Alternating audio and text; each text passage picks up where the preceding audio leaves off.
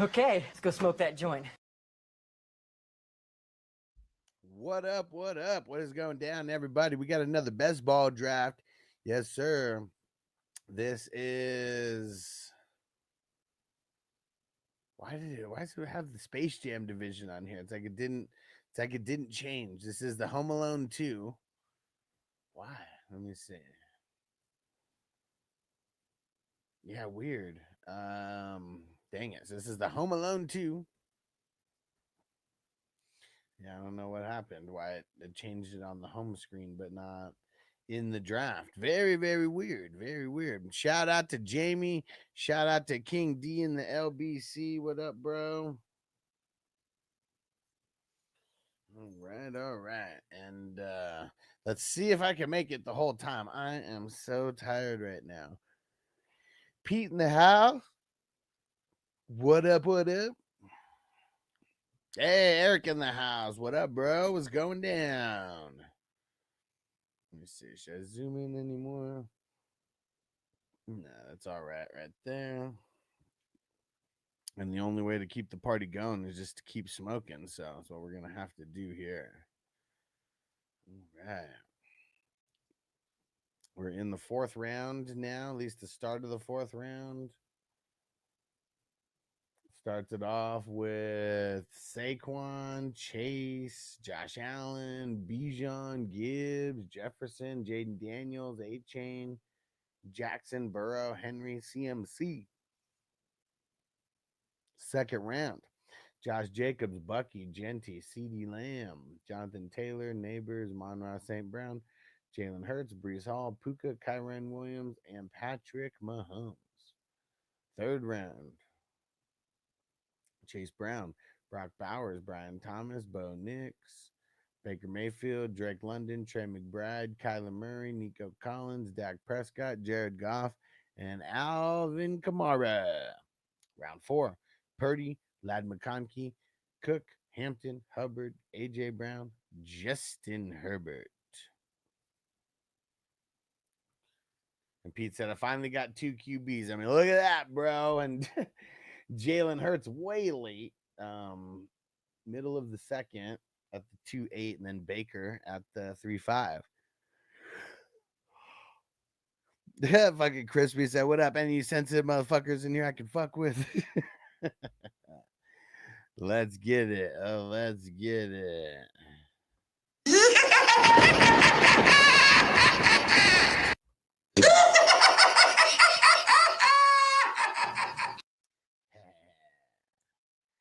There goes Ken Walker. And shout out to King OP. That is what's it called? What's his name? Below. First draft with us. Let's get it. Let's get it.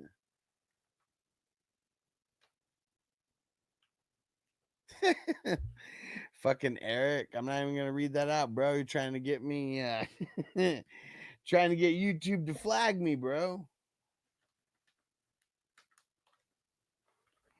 Here we go. Let's get it. Let's get it. Dominic said, I'm a sensitive thug today. Hey, thugs need hugs too.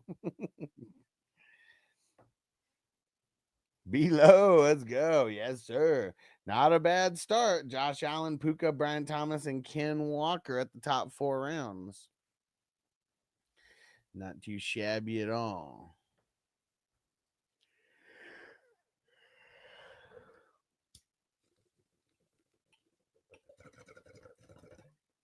JSN to start the 5th.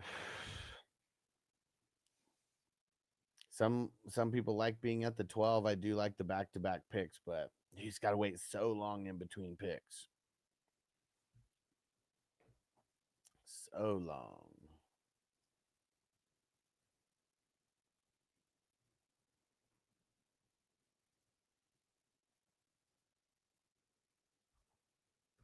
There goes Stafford off the board. Come on, guys. Uh-oh, Caleb off the board. Fields off the board. Oh, man. Don't make me nervous, guys. Don't make me nervous. I got a lot of picks to wait through still. And what the hell is the one dude's name? Foosball's the devil. Yeah, Foosball's the devil. He's on auto, but you saw his green dot. He keeps putting people in his thing. You gonna lose all your fancy foosball games. She's not the devil. She's the most beautiful woman in the world. I never said she was the devil. She's not the devil. She's the most beautiful woman in the world. Oh, please don't hurt me. Come on.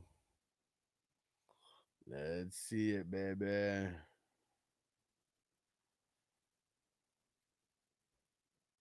Two, 4, 6, 8, 10, 12, 14, 16, 18, 19 QBs off the board. Hey, Ghost Monkey in the house. What's going down, bro? What up? What up? We got 4 picks left in this first round. Hey, Sean in the house. What up, bro? Long time no see. Got to keep tapping in, man. Fantasy football is back. I mean, we haven't stopped. I'm drafting since February.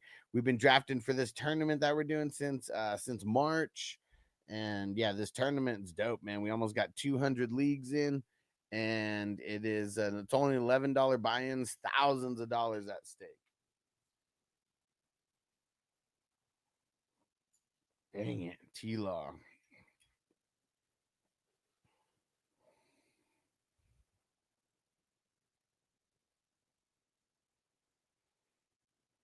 Man, this one's tough. I'm going to go Darnold, and let's go Tua, because I don't really think that there's going to be a lot of QBs by the time he gets back to me. So I'm going to lock in my 3 right now. Dude, Jock Crispy only has 1. Crispy said, nah, I would never draft that many rookies in a redraft. Definitely not best ball. Yeah, I mean, you got to get lucky with the rookies, and I'm not saying that I don't draft rookies, but, there's people who draft for redraft best ball like we're drafting a dynasty league, and that's just not the right attempt. Got the right thing. I mean, let's see here.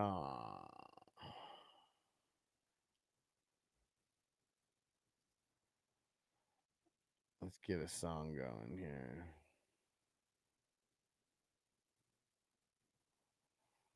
Got to wake up a little bit.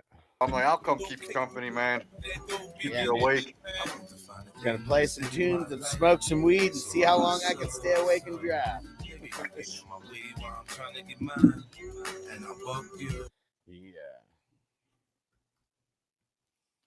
Yeah, some of these drafts go a little bit faster than others. Dude, the one last night took forever. Crispy said Ja Crispy's receivers are dope. Lamb, Nico, and Marvin Harrison Jr. Yeah, I mean, that's pretty solid. Marvin Harrison Jr. in the 6th. I think in the draft that we did this morning, I got him in the 6th also. Felt pretty good about it.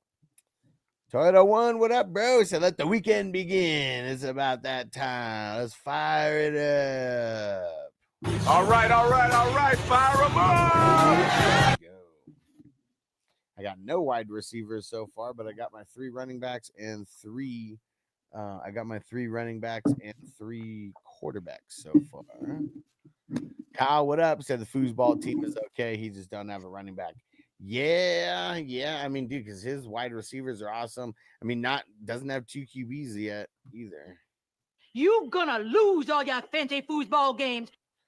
He said, power through. I've been hungover all day. I mean, I'm trying. I'm here. I'm here. Because I'm not going to be streaming on Tuesday or Wednesday. So I'm going to be trying, making sure that I can stream as much until then, just so you guys get those raffle tickets in for the 710 raffle. It'll be happening during the night draft. And that will be Thursday. Thursday is 710. So you're not going to be on Wednesday at all? Correct. Tuesday or Wednesday. Yeah, me and Vanessa are doing a little staycation in Vegas. Oh, hell yeah. That'll be fun. Yeah, so still have the drafts going. I just won't be live for those ones. Well, if you guys want 9:30, I start my Dynasty podcast at Fancy Six Pack. Hop in.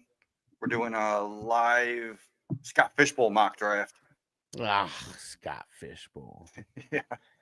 I always talk shit about the charity leagues because so many people talk about me for like making money, and the charity leagues are like the biggest cash grabs around. They do the same thing, right?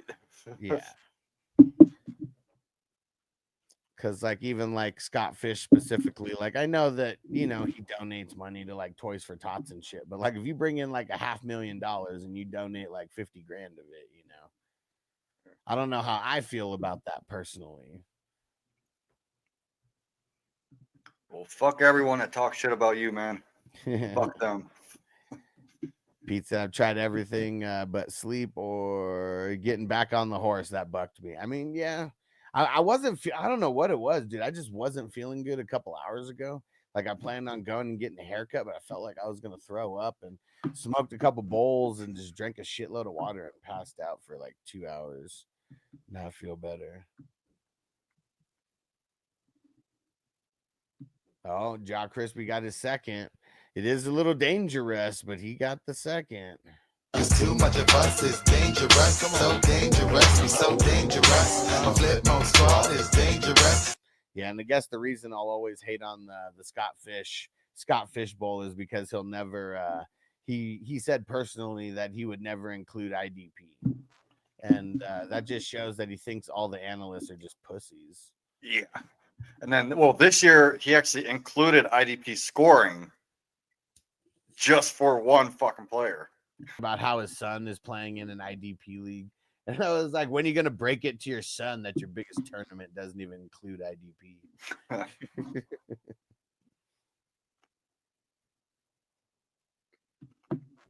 Yeah, because he would always ask like what new features he should do, and I said IDP, and that was like literally his response. I will never do IDP, and I'm adding the tone.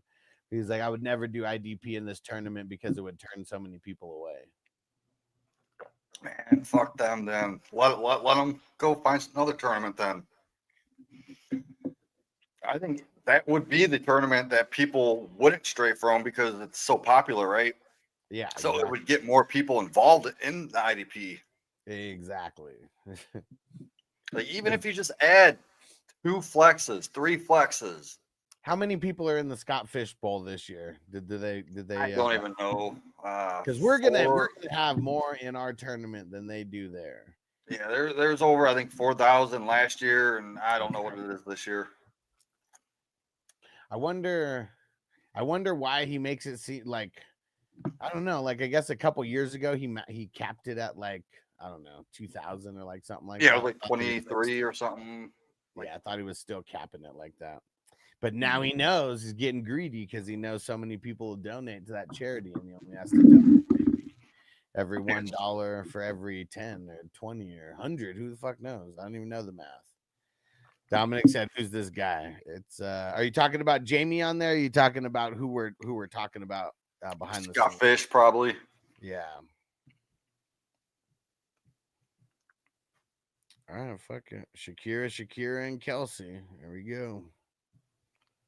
I like it. But yeah, Scott Fish is a guy who hosts a charity league, quote unquote, and a tournament. And yeah, it's kind of like the inspiration for this tournament, but this tournament you can actually like win prizes. Like in his tournament, you don't really win anything. No, you win nothing. Yeah. And honestly, the funny part is I don't know any of the winners. Yeah, that's what I was gonna say. Like, I don't even like everything and all the hoopla that they make about the tournament. Like, I don't know if I've ever heard who a winner is from there. Yeah, never heard of them. Like you'll hear from those guys like a million times because I mean I just unsubscribed to their emails, but they you'll get crazy amounts of emails about donating to be in the tournament and how much you donate to get into certain leagues with certain celebs and shit like that. But yeah, when it comes to championship time, they sure aren't sending out those mass emails then. Yep. And Crispy, who is this Rudy Poo?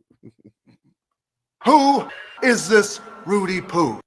Yeah, below. And because I was in the tournament during COVID, I just didn't have a good experience. Like Jamie's experience is like total opposite from like mine. Because like, I don't know why. And I mean, there's shit, I don't even know how many divisions, there are. But the division that I got in was so whack. Like, I mean, I'd say 3/4 of the league wasn't even paying attention to the chat. And like, there was like 1 or 2 who were like paying attention like throughout the season. But halfway through, like, the people in the division I was in stopped setting their lineups and shit.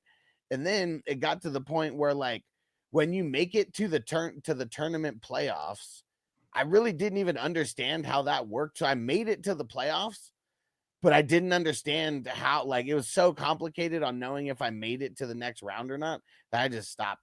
I just started worrying about my actual leagues that I could win money from at that point and stopped even paying attention. So it was a super whack experience for me. Yeah, my first year, there was like 2,300. I was in like the top 100 teams all year until about week 11. I think that's when Lamar Jackson got hurt. Okay. And I had Lamar and I had Andrews, and they just start falling off a little bit. So, man, after that, I'm like, I'm just gonna have fun with this. So the next year, I took Roshan at 107. Yeah. It's like, fuck it, I'm gonna have fun with it. I'm not gonna win. And even if you do win, you don't really win anything. Exactly. And I think and that's the exact reason why, at least I know the league that I was in specifically, why everybody stopped paying attention. Like when you have like 0 stakes like on the line, like people just don't care. It's really exciting to talk about. It's really exciting to talk about in the off season because it's like it's clout for like a lot of people. Like, oh Ma, I made it. I got invited to the Scott Fish Bowl. I only had to donate money to the charity and I magically got in somehow. Yeah, see, I didn't even donate. I get in just for doing going for 2 content. Yeah.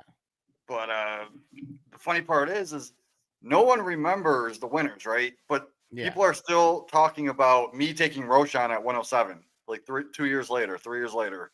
Well, yeah, because that's when people are actually like paying attention and care. It's like it's the off-season chatter, it's the drafts, it's like all that time. That's when people really care about it. When you actually like when you can't win anything because of it, like nobody really cares who wins because like I don't know, your team just made it the farthest. You really didn't win anything. Like I'm surprised that there is like nothing for the winner like at all. Like I think that tournament brought in like $500,000 last year. Damn. And like you didn't get like anything for the winner. A plaque, a t-shirt, nothing. A ring. Yeah, nothing. Give them something, a trophy. I mean, shit. I mean, I'm sure that there's some fucking whatever the hell that goofy ass trophy smack. Yeah, exactly. That fucking the owner of Trophy Smack just seems like such a tool, man. You could tell he was one of those guys who got like no pussy when he was younger and probably didn't have a lot of friends. Oh, that's funny. Hell yeah. I remember seeing him on Shark Tank. Yeah, and just like even that, and just like seeing his the social media content, it's just I definitely get those kind of vibes. And Dominic said rings are $25. I mean, that's what I don't get. Like, you bring in that much money, like why not a ring, a t-shirt, something, for whoever wins this tournament? Because whoever wins this tournament is getting a ring in addition to all the money that they're winning. And they spend less money in this tournament than they would donating to the Scott Fish Bowl. I mean, dude, the people who play in a league with Matt Berry have to donate $1,000 to get into that. That's fucking nuts, dude. And like, who even knows if it's Matthew Berry? Yeah, it's probably his burner account that his assistant runs. Right? Yeah. So it's I always talk a little bit of trash about it.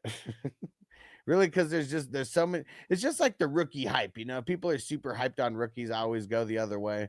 I don't know why people are so hyped for that tournament. Like it's the greatest thing since sliced bread. It's like It's like a weird click for like, I don't know, a handful of people.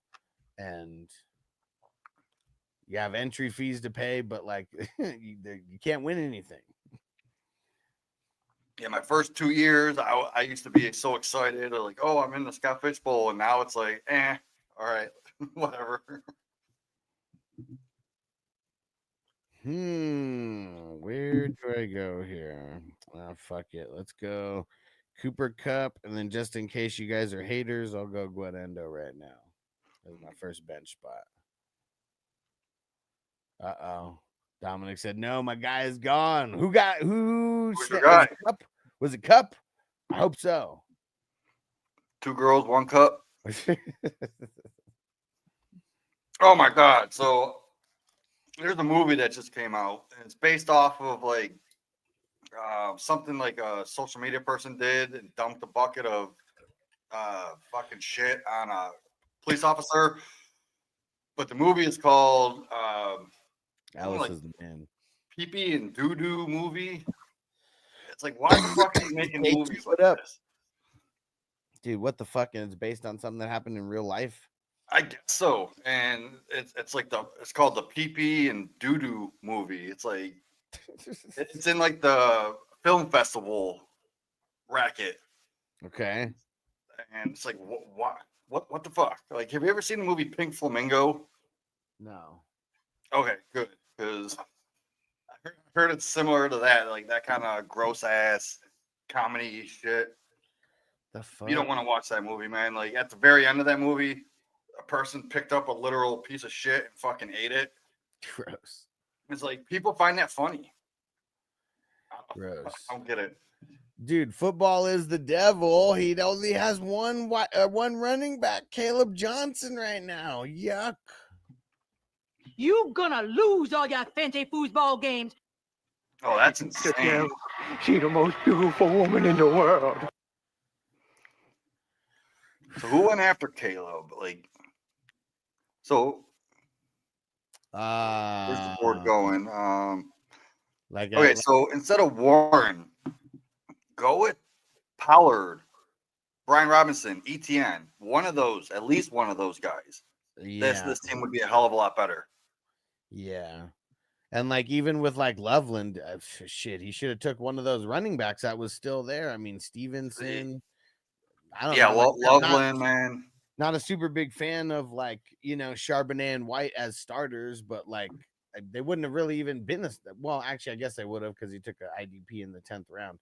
But even that, like, dude, like you got Caleb Johnson, that's it going into the 13th round. Like, yeah, and Shaw as his second QB. Like, yeah, he needed to I know you got Flacco in there, but like, I don't think any of us think Flacco's gonna be the QB the entire season. Nope. Did you guys see the CFL watch list?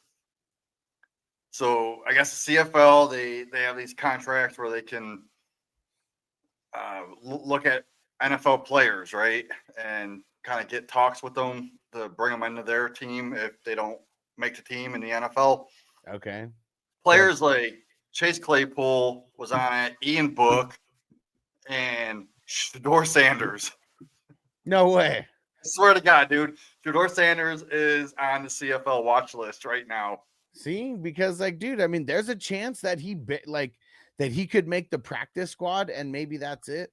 And it's not like he even got paid a lot of money. He could probably go get paid way more money being in the CFL than he would be in the NFL right now. Yeah, especially with his contract.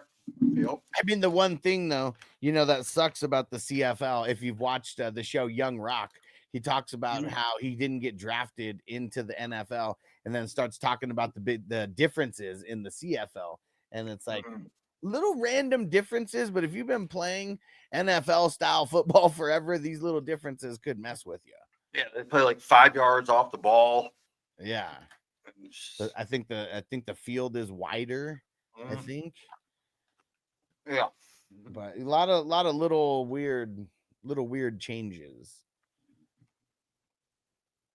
And see, at the end of the day, if I was an athlete and I wasn't good enough to go to the NFL, if I was able to get paid still being, I mean, just think of it like basketball, like shit, like how many people go overseas and get paid like a shitload of money to play overseas when you're not good enough to play in the NBA. I mean, football, there's just more players than anything. I mean, every team has what, 50, 55 because of the extra QB. Yeah, that you can use 54, now. 55. And like that times 32, that's like, it's a lot. But not when there's like no other leagues, like even baseball, you know, like fuck, dude, like every single MLB team has like 7 teams, you know, minor league teams that are affiliated with them that you can throw players at any time. I mean, now they have like the XFL, right? Which And probably then was better, but CFL. still whack. Yeah, like I honestly don't even remember watching an actual XFL game. No, I didn't. Like during COVID, I think I watched a couple, or no, well, that year after or whatever. Christmas said Scott Fishbowl, Mama crying, happy tears, her baby boys finally made it. Yeah, and it's boring to watch, and a lot of it is just because it's not good football. Like I don't even like watching college football because I don't really consider that good football, you know? Dude, it was fun back in the early 2000s when they had the XFL first come out, and it was more like a wrestling type thing where like he hate me. You remember that? Yeah, exactly. I mean, see, that's way fun. different. Like that's a whole like it literally was football and wrestling just collided. Yeah, like they raced for the ball in the Yeah. 50-yard line just That to was like. interesting. Yeah, that was kind of cool. And see, don't they have something like that now? I have no idea. I haven't seen it. All right. All right, we got these IDPs going off. We got a Lucan.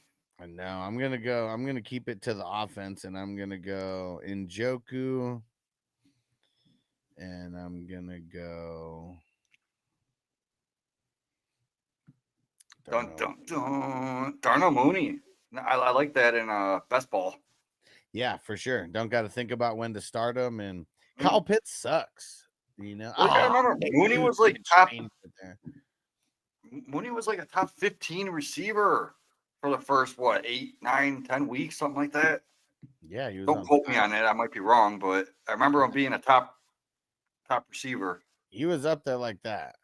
Mm. All right, Man.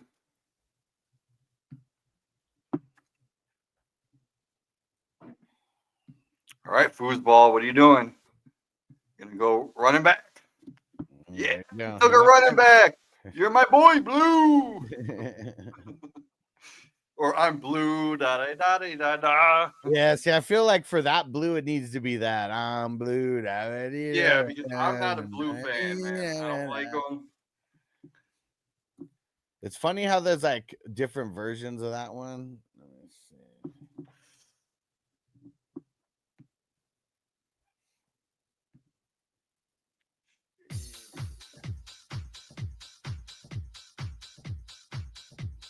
Yeah, it's definitely the fist pumping music.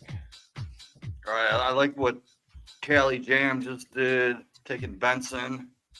Backing up his Connor. Yep. Awesome pick right there. And I would even have felt comfortable skipping over Pollard if I knew I was going to get Benson. Back up your third running back. And Mark's in the house. What up, Mark? Mark, what up, dude?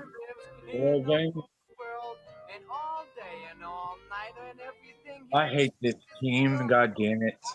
The fucking running back I have sucks. I mean, it's not bad, but it's not. Wait, you're at the number 2 spot? Yeah.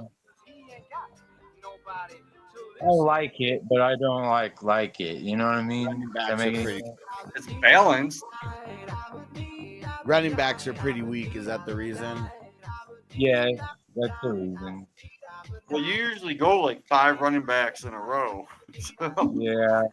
And what's your quarterback situation? She keeps taking every single one of my players because she listens. Oh, they're your players now, huh, Jamie? Yeah, all my players. like 2 years ago, I was so pissed she took fucking Roshan Johnson, like, and I was like, no, you are trading me him. So I just gave her an offer she couldn't refuse, and I got him. Yeah. I mean, my starting lineup, I mean, it's fire. You know, I finally got me a share of Jamar Chase and Brock Bowers. Those are my first two. I like it, man. It's pretty solid. Yeah, and right I feel there. like, I mean, if people are gonna, jump up to grab players that I'm drafting, I understand it because, like, dude, I won a lot of championships last year. I've been trying to do the same shit that I was doing too.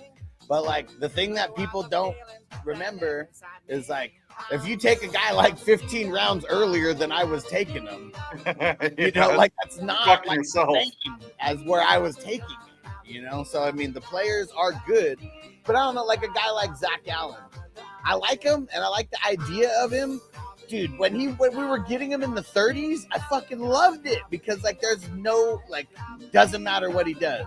Now we got to draft him in the the early 20s somewhere. Now I actually need him to be, like, really on point.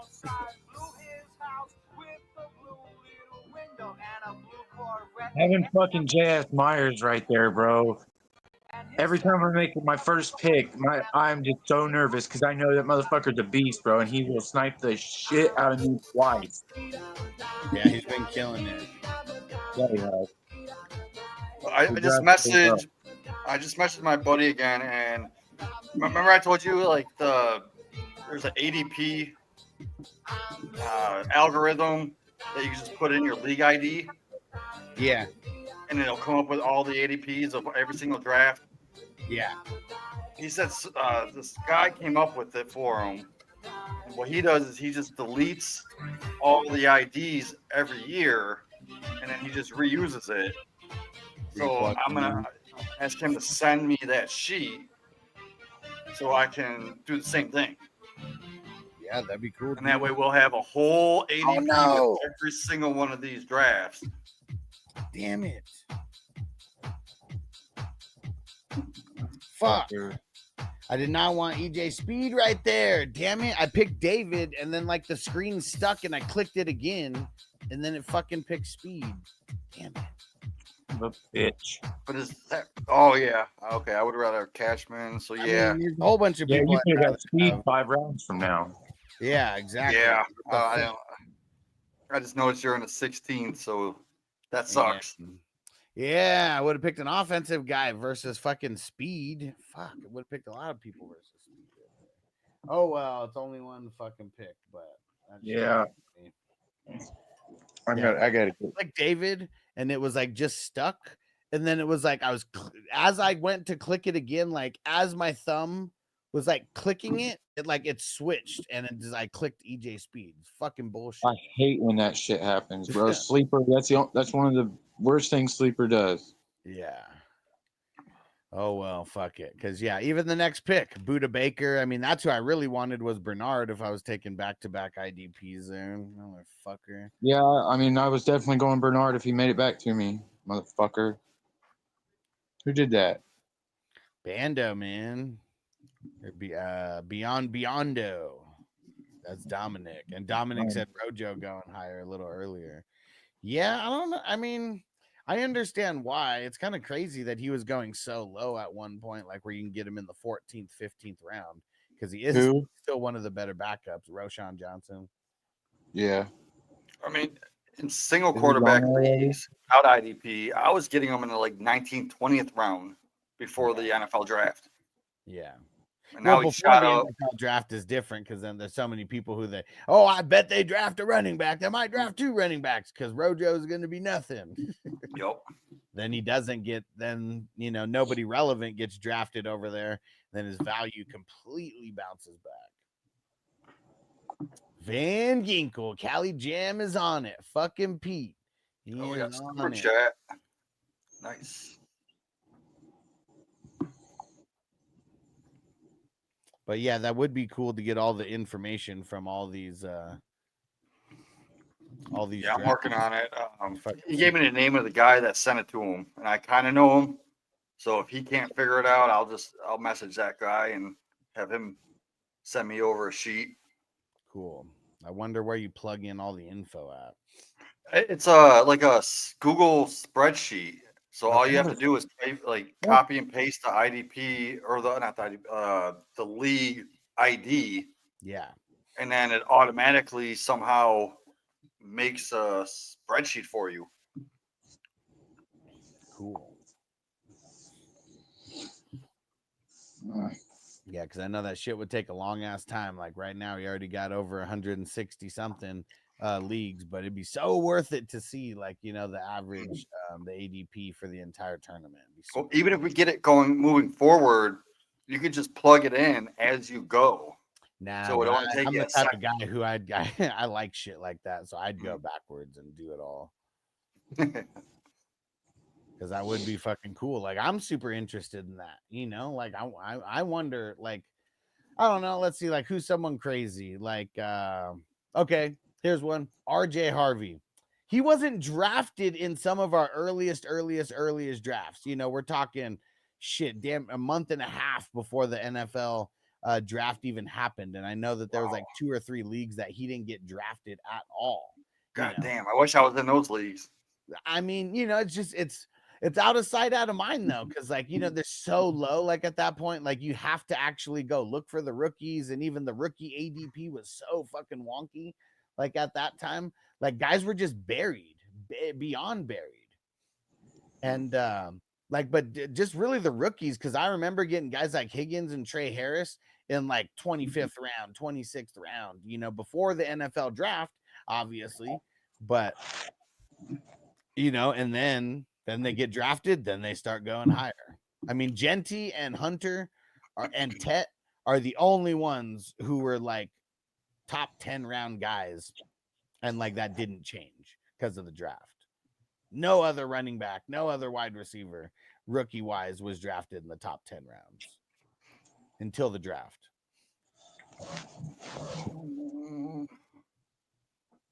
Then everyone's got a stance on everyone at that point.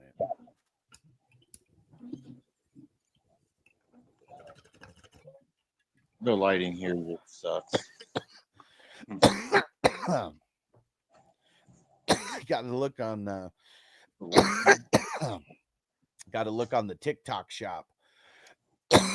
They have a lot of cheap lights and shit like that, and like ones that have way more use than just like some of the basic like ring lights. But they're also I was looking into a light. Let me cheap pull up. It's in my shopping cart on Amazon. Just never bought it. $15.99, dude. There you go. Yeah. Let's see. You can clip it on your computer. You could stand it up. Yeah, it's for like conference live streaming, Zoom calls, put it on makeup. Mark needs it for the makeup chair, for real. Absolutely. The money maker right here, baby. You know what I mean? I think this was an accident. Knocking on 40 and still look just good. You know what I mean? I was just thinking about the 40-year-old virgin. Remember Conrad in there? And he's like, okay, you think this was an accident? He's way better in Weeds than in the 40-year-old virgin, but he's hella funny in there. Yeah. Weeds, that's the one that had one of the twins in it, didn't it? The Olsen twin bitch. She was a fucking Jesus freak. Yeah. That fucking smoked marijuana and gave blowjobs. Yeah. Hey man, she was saving herself for Christ, okay? She could only give up the mouth. Yeah. Yeah, man. Dude, Weeds, that just hit my life at like the perfect time, because it came out when I was 19 years old, and I was a full-time 420 hustler at that point. And you could just tell that whoever was involved in that show knew at least a little bit of the underground weed world, you know, and like how things work. You could tell it wasn't bullshit. Even though the person who was selling the weed, the suburban housewife and all that, you know, like that whole She was thing. hot. Everybody just wanted to smash. And a lot of people got the chance.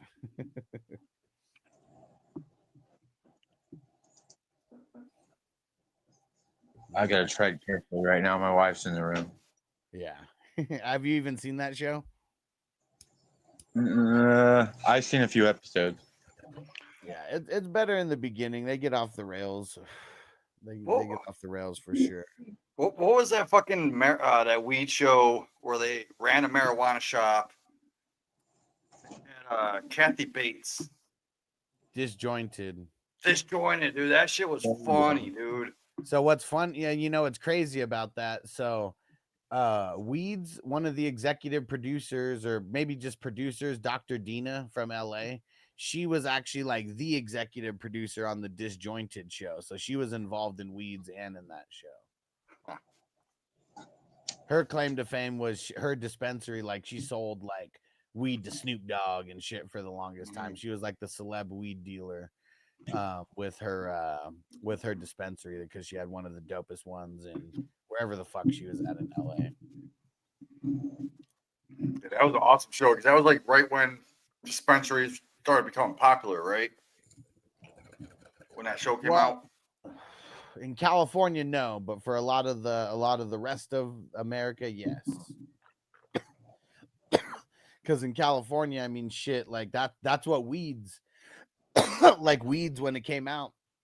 It's in 2005, 2004, whenever. Oh yeah, like season 4 had the dispensary season. Well, no, well, I mean, yes, but like literally, like the first season was her competing with the dispensary. It was like most of her clientele started finding out about the weed shops, and they started going there, and so she had to up her game.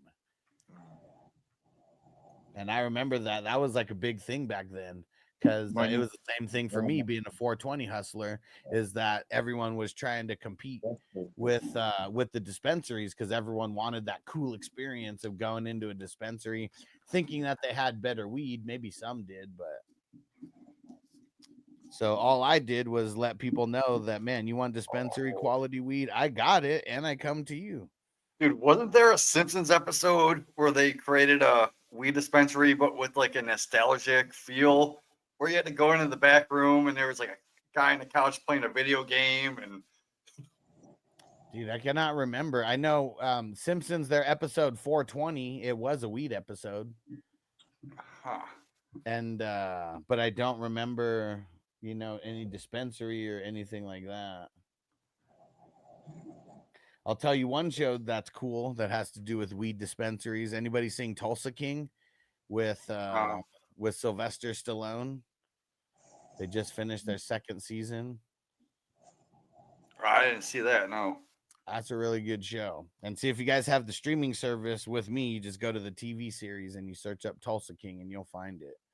But yeah, it's a dope show, man. He's like an old school gangster who goes to prison for like, I don't know, 20 or 30 years. He comes out and he's still in the mob in New York, but there's pretty much a changing of the guard happening at the top of their family. And it's not, the mafia family because they're not blood related. And so he gets shipped off to Tulsa where they have no representatives. And he has to go to Tulsa and do his mob shit, but in Tulsa.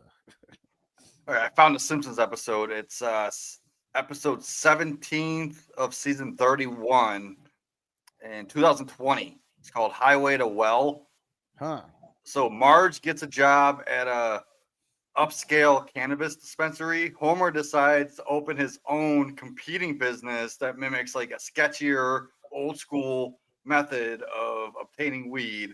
And it leads to like conflicts between Marge's legal operation with Homer's like non-legal shit. So fucking Homer, why is he always getting into some stupid shit like that? yeah, go check that out, man. Episode 17, season 31. Cool. I got it saved on my computer.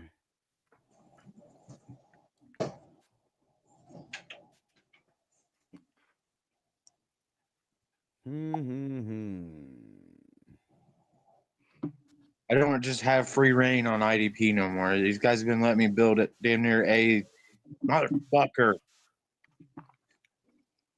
They've been letting me build really good IDP lineup, and they're starting to learn a little bit better. Yeah, this is the time where they start flying off. Gonna learn today. Singleton and Barton. I like that duo. Wick Cashman. Oh, Alex takes Shipley. Nice pick. And you know what? I don't like Thielen. No, he ain't gonna fall back. He usually doesn't make it to the 20th, so I'm gonna get some depth. And Good Crispy said, pick. bootleg Holmes. The bootleggers. Man, Dude, Thielen worries me, man. I mean, that's why I'd never take him in a redraft, but best ball. 34 years old, and I keep hearing buzz about that rookie guy might be taking a spot. Man, they say that, but let's actually see it on the field. Like, look at a guy like Mingo, who like people thought he also was gonna go and do that. So, like, when I first heard that, I looked up that dude. I forgot it. I don't even know his name. I'll find out in a second. But he's only like 5'6" or some shit like that.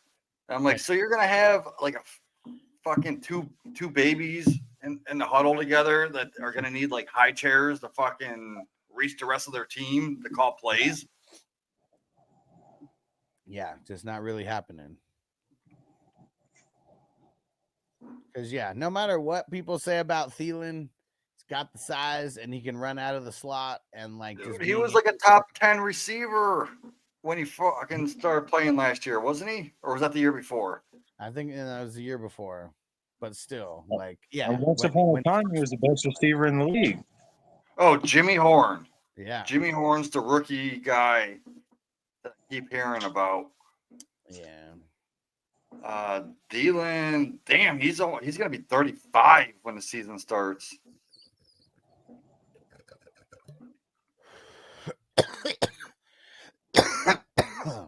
The thing that hurts Thielen's is his hammies.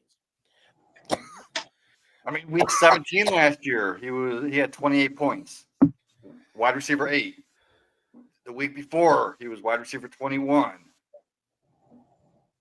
And that's last year. There you go. Yeah, man. I don't fall for the just he's old, anymore because I mean that is a thing, but like people are way too hyped on like some of these rookies. Like when the fuck was Jimmy Horn even drafted? I don't even know if he was drafted. He might have been undrafted. Let me check. You tell me this undrafted fuck is just gonna like come in and steal Adam Thielen's spot, in like first couple games, of the season. Like it's crazy that people think like that. Oh, last pick of the 6th round. Okay, like even then though, like dude, you weren't even picked in the top 200 picks. Oh, Carolina also drafted Muhsin Muhammad's son. Okay. No, wait, he was undrafted, but they signed him. He's not good. But Bootleg Holmes was a Homer dispensary. Oh, you're just saying bootleg, bootleg Homer, bootleg Holmes, Homer. That's Homer's dispensary. Yeah, that's what it was called, bootleg Holmes. Something like that, man. Like they tried to bust Homer for selling illegal shit, and they tried to use Marge to get him busted. And there was something with cheese puffs. I remember there's some kind of thing with cheese puffs. Like if he offers you the cheese puffs, then we're gonna be called in. Yeah, never. I mean, I don't remember when I stopped watching The Simpsons, but it's definitely before COVID at some time. I mean, there's whole seasons of The Simpsons that I've never seen. They're still making new ones, man. They just had a season finale where Marge died. But I think it was like an alternate reality where like it was in the future. It was the end of the season season finale, not a series. The season finale, man. Marge died because like Bart and Lisa stopped watching Itchy and Scratchy because it started becoming like more of a baby type theme show, and they grew apart, and then that broke Marge's heart. And like later on in life, they showed them as older kids, and ended up killing Marge. Dang! Tell them Large Marge sent you. Shit, Large. Oh shit, where was that from? Pee-wee's Big Adventure. Yes, Pee-wee's. Yeah. Dude, it's so crazy that Tim Burton directed that. Oh shit, I had no idea. Really? Yeah, I don't know if that was the first movie that he ever directed or like something like that, but I mean, shit, that was Huh. early 80s.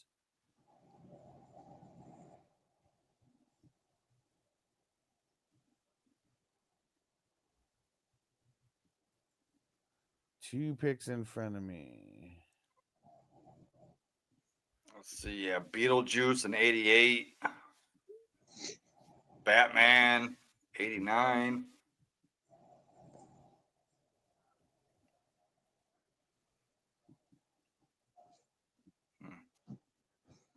Yeah, Pee-wee's. Holy shit, Dumbo. He directed fuck did Dumbo. Tim Burton direct Dumbo in 2019? Oh, the new Dumbo. Okay. What the?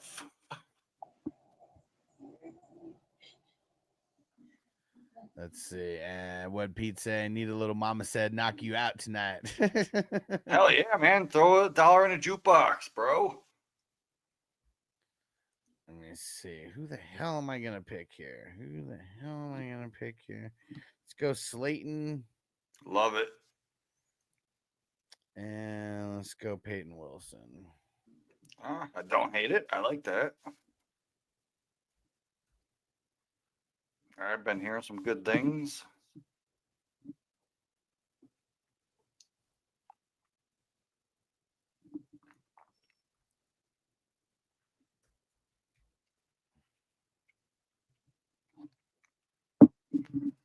So I did hear like there's a thing where like movie theaters are gonna start declining. So like by the year 2035, they're gonna be like non-existent anymore. Well, see, what's crazy is like I don't think that's 100% true. I just think it's going to be more of the VIP like style theaters, you know, where you can like order shit straight at your seat, where you know it's got the crazy, you know, leather reclining seats and shit, you know. Well, I mean, we already have the crazy leather Well, that's what I'm saying, but more of that being the regular than your AMCs and your Regals and you know your shit like that are like those have to be, you know, the majority of what movie theaters are in the country is like those corporate. I mean, it's like, you know, AMC's like the McDonald's of like movie theaters is how I feel, you know. It's basic, it's whatever. I go to Cinemark if I go. And what company is that? Cinemark. You guys don't have Cinemark out there? Oh, I don't know. I mean, I know that there's a handful of different ones, but I know there's multiple AMCs, there's multiple Regals, and then there's a whole bunch of others in addition. There's a few AMCs out here, but like Cinemark runs pretty much the theater out here. But it's like the way they're putting out movies where you can just stream them from your house on your 60-inch TV. Why would you go pay $15 to go watch it somewhere else when you could just sit in your house and watch it for like $5? What up, Ron? He said, what up, Mark and Alex? Say you guys are the best, man. Appreciate you, brother. Oh man, I suck. I'm not even... Jamie's just chopped liver over here. I'm spam. Shot at Jamie, bro. Hard out here for him. Jamie got the snub. But also, like, I mean, I do like going to drive-in movie theaters. You know, they're awesome. I know that they're getting a little fewer and farther between. There's one here in Vegas. And like, you know, I'll bring my pen and shit. And I mean, we got the kids, so you know, I'll just go right outside the car, you know, go hit the pen or whatever, and have the window cracked so I can hear the movie going on still. And yeah, I'm pretty sure in San Diego there was only one drive-in movie theater, and they shut that down a while ago. Someone told me.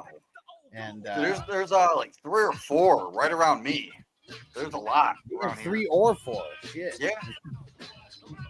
There's only one here in Vegas Vegas. now. I think one shut down. So there's only one here in Vegas, but every time I've gone, it's been like crowded. You know, they probably got like 5 or 6 like different movie options or theater options or whatever. And it's always somewhat busy. The main one has three different screens. Okay. And then there's another one that only has one. It's like a mom and pop type Okay. theater, but they have like a playground for kids to play on before the movie starts. And then the shit's cheap as fuck too. Like when you buy popcorn, like that concession is cheap, but like when you go to the other one, it has three around. Okay. That's just expensive. So like I'll bring Subway or fucking McDonald's and shit. Bring my own drinks. Yeah.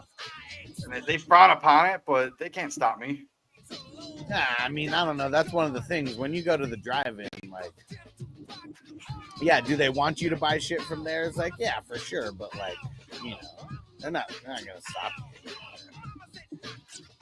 But they do say that like the concession is what keeps them going. Yeah, for sure. Because I mean, they don't make a lot of money off of the movie. Like, I don't even think people like realize that when a movie like first comes out, I think the studio makes like, I don't know, like 90% of whatever the ticket sales are. And then like the movies aren't even out that long enough to like, I don't know, to where you can make a bunch of money off of them. Yep. And like the drive-in, they charge $20 a car. That's it. So you have 4 people in a car. You're only paying like $20 for the whole car. Like you go to a theater, 5 people, that's what, like $70 right? Yeah. I know here they do charge by adult, child, and all that, but I think the kids' tickets are only like $1 or $2, and the adults I think are $6 or $7, so it's still way cheaper than. Oh shit! Whatever. There was the one theater I went to like 3-4 years ago, maybe even 5 years ago. They did charge by the person at that one, so it was me, my girl. I had the baby in the car, which they didn't charge for, and then my 7-8-year-old daughter. Uh-huh. And I was like, we had her crouched down below the baby seat, so I didn't see her, so we didn't have to pay for her. Yeah. They don't fucking know. Stick it to the man, baby. Yep. And Pete said I wanted to draft out of the 5th spot so bad. He said, and finally hit it tonight. There you go. Oh He yeah. said, invested in the Ravens receivers and tight end, but not Buttman. Yeah, don't fall for the bait, man. I don't know, man. If I was gonna draft Bateman, it would be in a best ball format because he's a fucking headache in a regular. Like, I get to the point where I'm gonna draft Bateman. I'm gonna quit drafting. Yeah, I'm assuming that he wouldn't draft him even in best ball. That's what I'm thinking. I don't mind Bateman in best ball though. Bateman sucks. Yeah, he does, but he's a best ball guy. Says that you suck. Like it's hard for me to like not think that you suck. To not be with that. So I know people are fading Bateman so bad that people are starting to fade Flowers so fucking bad that I got Flowers in the 9th round of Caddyshack.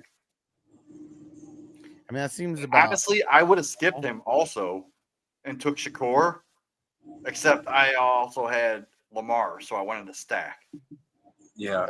It feels like kind of normal for him, though. I don't know. Maybe that's me, but I don't think a lot of people like Flowers. I've seen him in the 7th. I've seen him in the late 6th, I think, in some of these. But like 7 seems normal, I thought. Let's see where he went in this one. Huh. 9th. My boss said, 5. fuck my life. I forgot to check if he could send me that ADP sheet. Yeah. Good thing I reminded him. Yeah. Yeah, people take things personally when people forget. I take things personally if I ask you 10 times and you say you're going to do it and you never do. But yeah, everybody forgets if you only ask one time. Absolutely. Yep. Pete said got him in the 9th. Yeah, see, 9-5 was where you got him at. You got me on Dobbs there. I mean, it just seems like a value for like the number 1 target in offense. It doesn't matter what kind of offense. Like, where's Tech going? Where's Tech McMillan going? Probably higher than that. Yeah. with a freaking 4-foot bum throwing him the ball. Yep, 7th round. Yeah, see, I don't understand. It's hype. But Flowers also sucks, man. I don't know if there's Fever He too. Like, sucks. coming out of college, Tet was way better than Flowers. Yeah, I agree, but they're still a number one receiver. Like if they would have kept Hollywood Brown and had Flowers and Hollywood instead of Flowers and Bateman, that would have been so much better of a duo. He wouldn't be my boss for very much longer than Crispy. Yeah, Crispy. I think we're gonna What the fuck, dude? Pull a gun on his ass. For those who don't know, Crispy is his own boss, so it's just funny for him. Oh, okay. There'll be times where just for those who don't know the shtick yet, we'll throw that out there because I'm sure it'll come back up again. But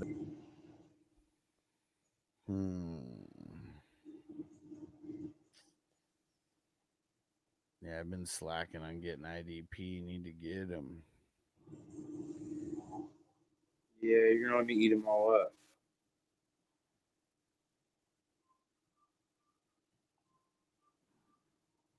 I already got them.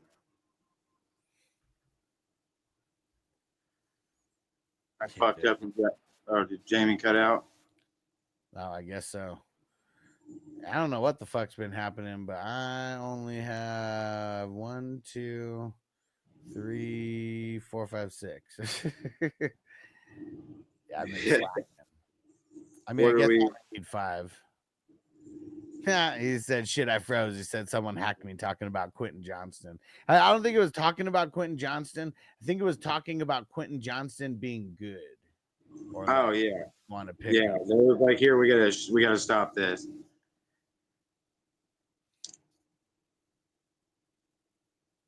But yeah, whenever you get your shit together, hop back on, Jamie. My my bench IDP might be better than some people's starting IDP. I mean, probably mine for sure. My starting 5 are Levante David, EJ Speed, Peyton Wilson, Leonard Williams, and Kirby Joseph. Yeah, my 5 probably bench like guys. a beat, but Yeah, my 5 bench guys are Josie Joel, Mario Davis, Kevin Byard, Ivan Pace, and Jordan Battle. Yeah, that's crazy. That's my bench guy. Jamie said, does Control Alt Delete still work? I'm pretty sure it does, man. Not if you have a Mac, but on the PCs it should.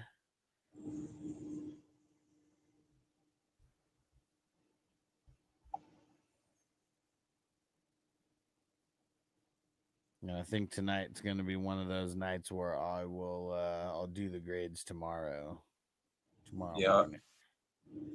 What up, Sam? He said, who's winning, who's losing? Shit, I'm losing on IDP. Hold on. Yeah, I said I'm losing on IDP. You lose. Who's I'm not doing bad. No, it just could be better. I like all my fucking bench guys though. Like, I feel like we killed it there. Let's see. Dude, I know K2's team is really good. He's right in front of me and he keeps fucking sniping me. Yeah. Lassie Long's team looks really good. Jaw Crispy, I like his wide receivers for sure. And Pete, do me a favor, leave the message in the league chat so I don't forget. Because like after when I wake up tomorrow, I'm gonna do a few things for the morning draft and then do grades. And do grades after that. Jamie said, nope, my shit's fucked up. Damn it, dude. Just restart the computer, bro. Just restart it.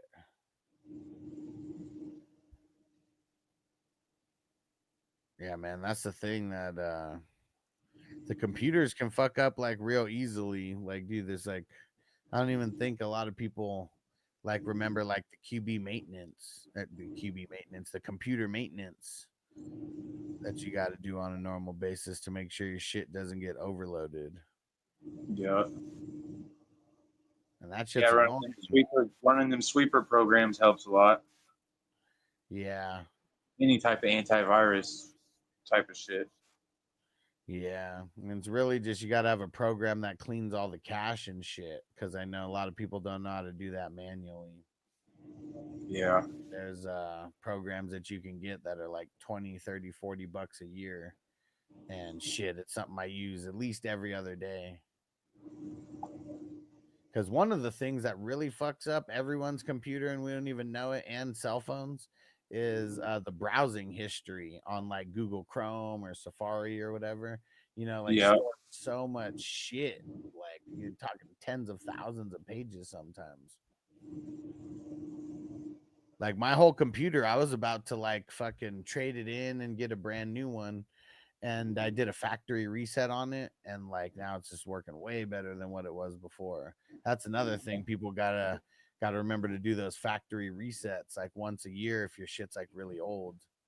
And even like 4 or 5 years is really old now for computers.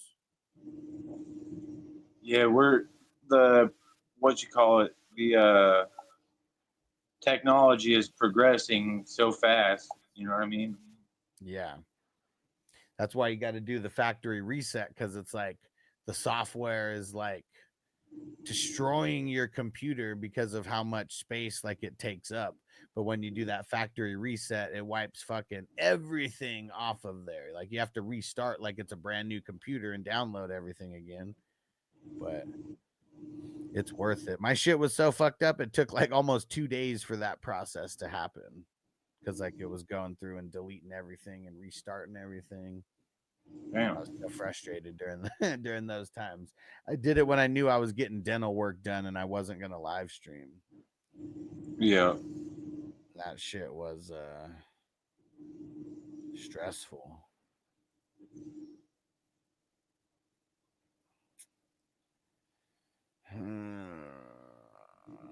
Fuck it, let's get Conklin there.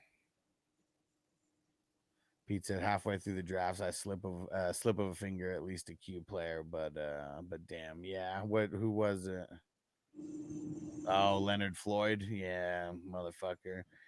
I like to get Floyd a lot later, but yeah, shit happens.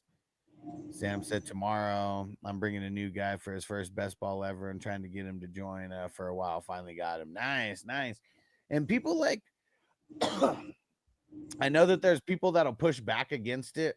Like, dude, what could be better than like being able, we love drafting. Like there's not anyone who plays fantasy football that, well, actually, I guess I do know a couple people who like drafting makes them so nervous that they don't like to draft.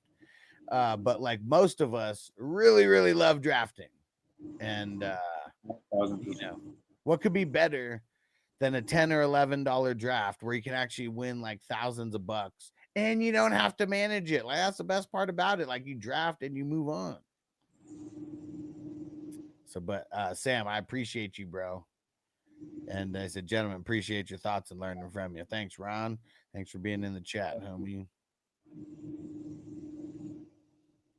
Crispy said, yeah, Jamie, it's much better to have a coochie phone for that. Oh, man, you savage. All right. Let me see. Before I forget, I better do this.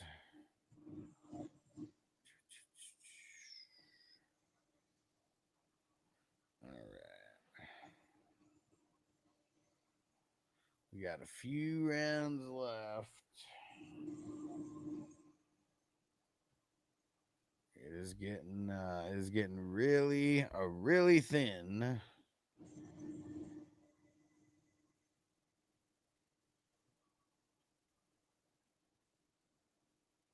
Really thin. There's like nobody left anywhere. It's ugly. And Crispy, I mean Jamie said I got a coochie friend with benefits for that, Crispy.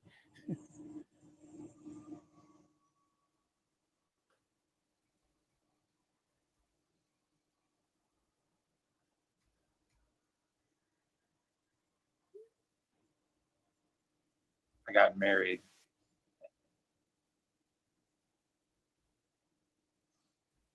What? I Oh, said I yeah. got married. Yeah. It's usually how it goes. Yeah. Damn it. Jamie, is your computer like dead over there? Oh man. Do you guys remember there was a guy who used to come on this show who turned into a little bitch? And like he made this video of like him like retiring from fantasy football content with like, I don't know, a couple hundred subscribers. He's like, I'm not gonna mess up my computer to keep streaming. Stupid ass fake voice. Sam said, did I see Dak in the third? I don't think so. Oh yeah, yep. Went at the 310 in this one. Yeah, this one was an interesting one for quarterbacks. Yes, it was. Round 3 was kind of like the big round that kicked a lot off.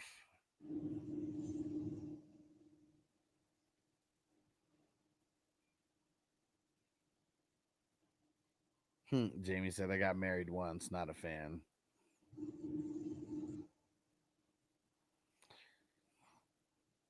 Yeah, I guess like the craziest thing, like,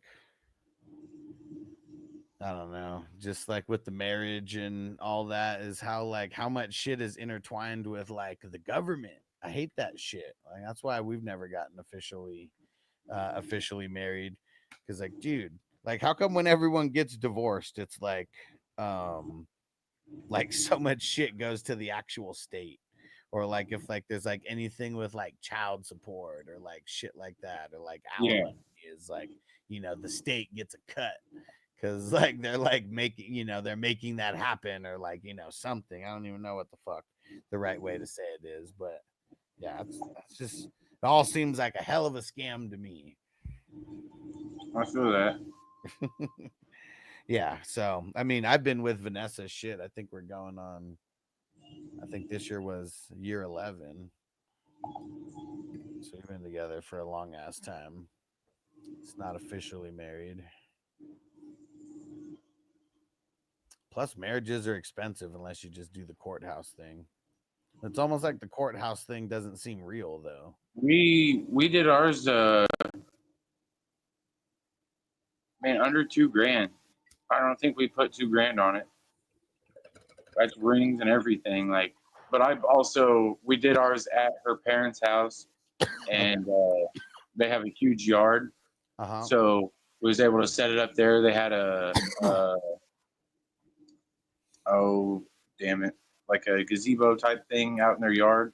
And I put bricks down, and I made a runner. Well, her mom got this runner thing that we walked on. And you're on the clock. Also, yeah, it's pretty badass. Nice. Nice. Sam said, have you tried putting it in rice yet? Yeah, dude, dunk it all in rice, bro. I should fix the whole thing. The whole computer. If it has a plug-in, unplug it for 30 seconds and plug it back in. He said, my computer got wet, ... I told you, don't watch porn on it. Oh man, do you guys remember when Jackass, I think it was Steve-O, who like you know, he watched a little bit of porn on Jeff Tremaine's desk. Like he blew his load right on the fucking on his keyboard. Like, man, it would have been like really like, how did Steve-O not get his ass whooped by by like his friends? You know, like he was doing the most fucked up shit to people. And he said, my computer's making a weird noise and won't shut off. Ah, well, dude, you just got to unplug it or like hold the power button. Like, I know it could, you know, it's not recommended to do shit like that, but you know, you just got to turn that shit off, man. It's got to reboot. Yep. Yeah. So if you can hold the power button and turn it off, do that. If that doesn't work, just unplug the whole thing.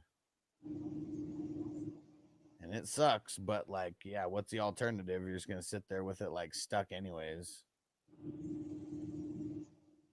Ghost Monkey said you got to be like Kevin in the league and have a backup phone in a sandwich bag. Yeah. Right? Sam said, I know you're getting to the age, Jamie, but there's a little half circle with a vertical line, also known as the power button. Press that. Yeah. Jamie's so old, he thinks to turn on a computer, he has to rub it and caress it oh so nicely.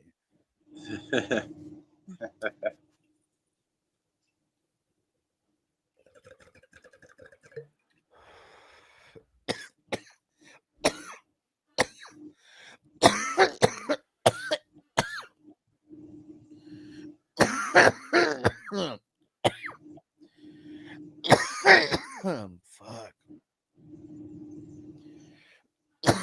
All right.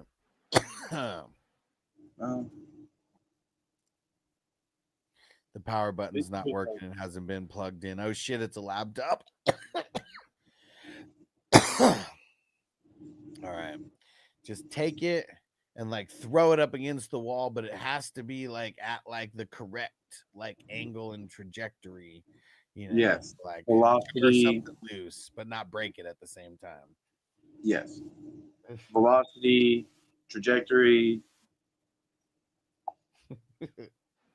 all the ones with the E at the end, or the IT at the end. All those Damn have it, to be Jamie, fine. that sucks, bro. You gotta do a factory reset on it, bro.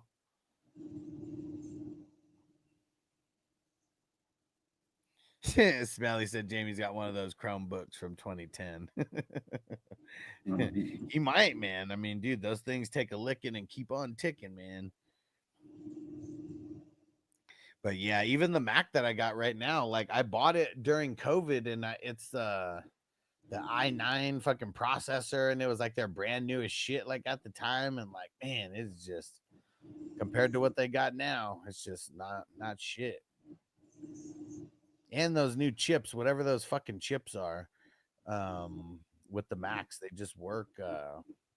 They're like way cheaper now. I don't know, just cheaper to fucking develop or something. I don't know.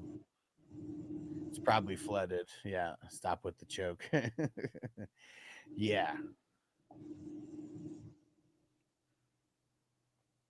Yeah, like that's like one. Yeah, that's just got to understand how the computer memory works. Cause like, man, even I fucking overload my shit with having too many windows open at once. And it's like, it's so much shit that like the computer just like, yeah, overloads itself. Chromebook from 2022. Yeah, see, just even being a Chromebook, that's what it, just not a lot of memory in general. Tell one, so when I got married last year, it cost us like $1,500. But people volunteered their time, helped and donated some decorations. So if you're good at budgeting, you can do it cheap. Yeah, nice. Yeah, ours was less than $2,000 total. That's with every suits, rings, dresses.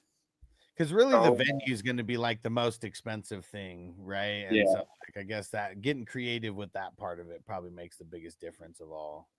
My buddy went and got ordained as a whatever you call it, and he did the service for us. Yeah, because it's not hard to be an ordained minister now. Like, I mean, shit, you can do that shit like online, I'm pretty sure. Yeah, that's what he did. He just paid his money and got ordained. So, and Sam said, I don't know how you guys got out of your wedding so cheap. My wife must have expensive taste or something. Well, I mean, like even like Mark said, they had it at his in-laws' house. Like, so I mean, just the venue, like that's probably one of the more expensive things. yeah, it was when we were shopping for him, bro, like the cheapest one we could find was $2,000, $2 or $3,000 to rent out. You know what I mean? So yeah, it was like not gonna happen. Yeah, see, Toyota one said had it at his house, rented a big tent and chairs and tables, like 700. Yeah, for sure. Yeah, yeah. We did like a pitch-in type thing for the meal afterwards. You know what I mean? My brothers showed out on the food. They did brisket, they did pulled pork, and they did all kinds of shit. Nice. And see, and that's another thing. If people are actually like pitching in on stuff, like it's not gonna be as much because I mean, people are pitching in. my phone was the DJ hooked up to my brother's radio, or like big stereo thing, and then my buddy kind of DJ'd it. You know what I mean? So, Toyota one said people told us a wedding, they spent like 30 to 50K on theirs, and I said fuck that. I mean, yeah, I mean, because that's what's crazy. I mean, dude, I mean, just some like wedding dresses that these chicks can get. I mean, 10,000 plus. I mean, you've seen those crazy ass fucking cakes that like cost thousands and thousands of dollars. So I mean, just like little I things think like that. Yeah. I don't remember. I think our cake was only a couple $100. Yeah, see, I mean, just like people are crazy, like I know it's a once in a life experience, a once in a lifetime experience, but for some people it might not be a once in a lifetime experience if you don't pick the right one. Yeah. And I think all that said and done, ours was like 7K. Well, see, even that, like, yeah, compared to like some insane fucking weddings, like, yeah, like fucking Toyota one is talking about 30, 50K, like shit like that. 7K ain't bad. Yeah. If she's worth it, it ain't that bad. Crispy said $82 and $20 to the homeless witness. Yeah. Zach said, is it a bounce back year for Pacheco, or should I stay away from Pacheco this year? Well, I like Pacheco for where you can actually get him. I do think that it's going to be a bounce back compared to how he played at the end of last year, because I think they brought him back too early from injury, and he was just never like 100%. Ron I said, definitely going to go Pacheco as my number 2 running back here, but this fucker right beside me sniped me on him. Ha. Ron said 26 years married. It's all about the flood tiles. Lamb right the first time, walk all over him for life, for sure. That's right. You can't. Yeah. Good stuff, man. Good stuff. Can't argue that one bit. K2 said Bezos had his $50 million wedding. It equates to us spending less than $1 per person. Yeah, for sure. I mean, what's 50 million to Bezos? I was like nothing. That dude wipes his ass with $100 bills. I mean, dude, he wipe his ass with a handful of man, like 50 million's nothing to him. Hundreds are just like, man. What did he say? In these are just fun coupons, like he said in Wolf of Wall Street. Yeah. What up, Nick? He said court fees and beer money for the witness. There you go. Get out of it real cheap. Absolutely. I didn't think that's what you had.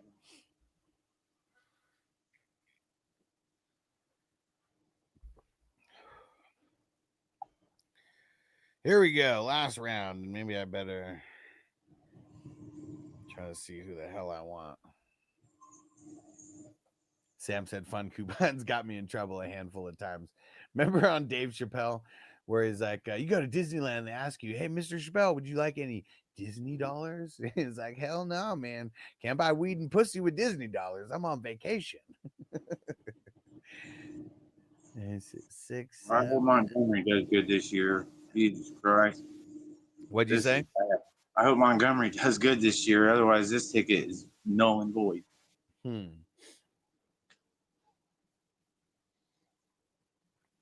call them tickets. I'm so in fucking DFS / sportsbook mode. I don't know that I'll ever be able to get out of it.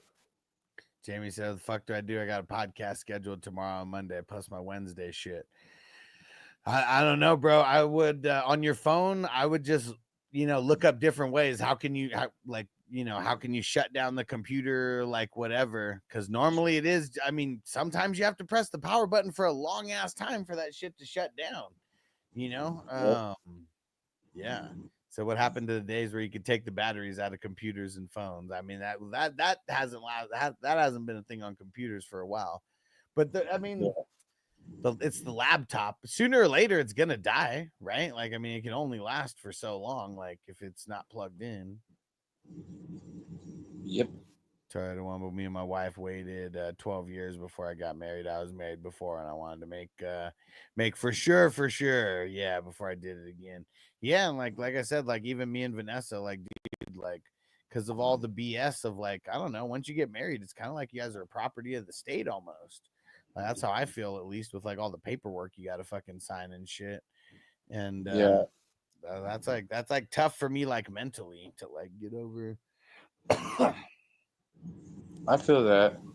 We were married. We were together 2 years. We'd known each other.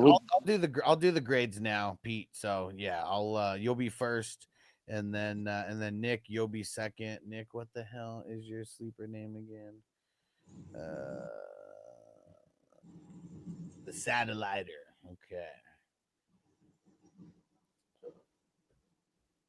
We knew each other like since I was like 14, 15, Okay. around that area.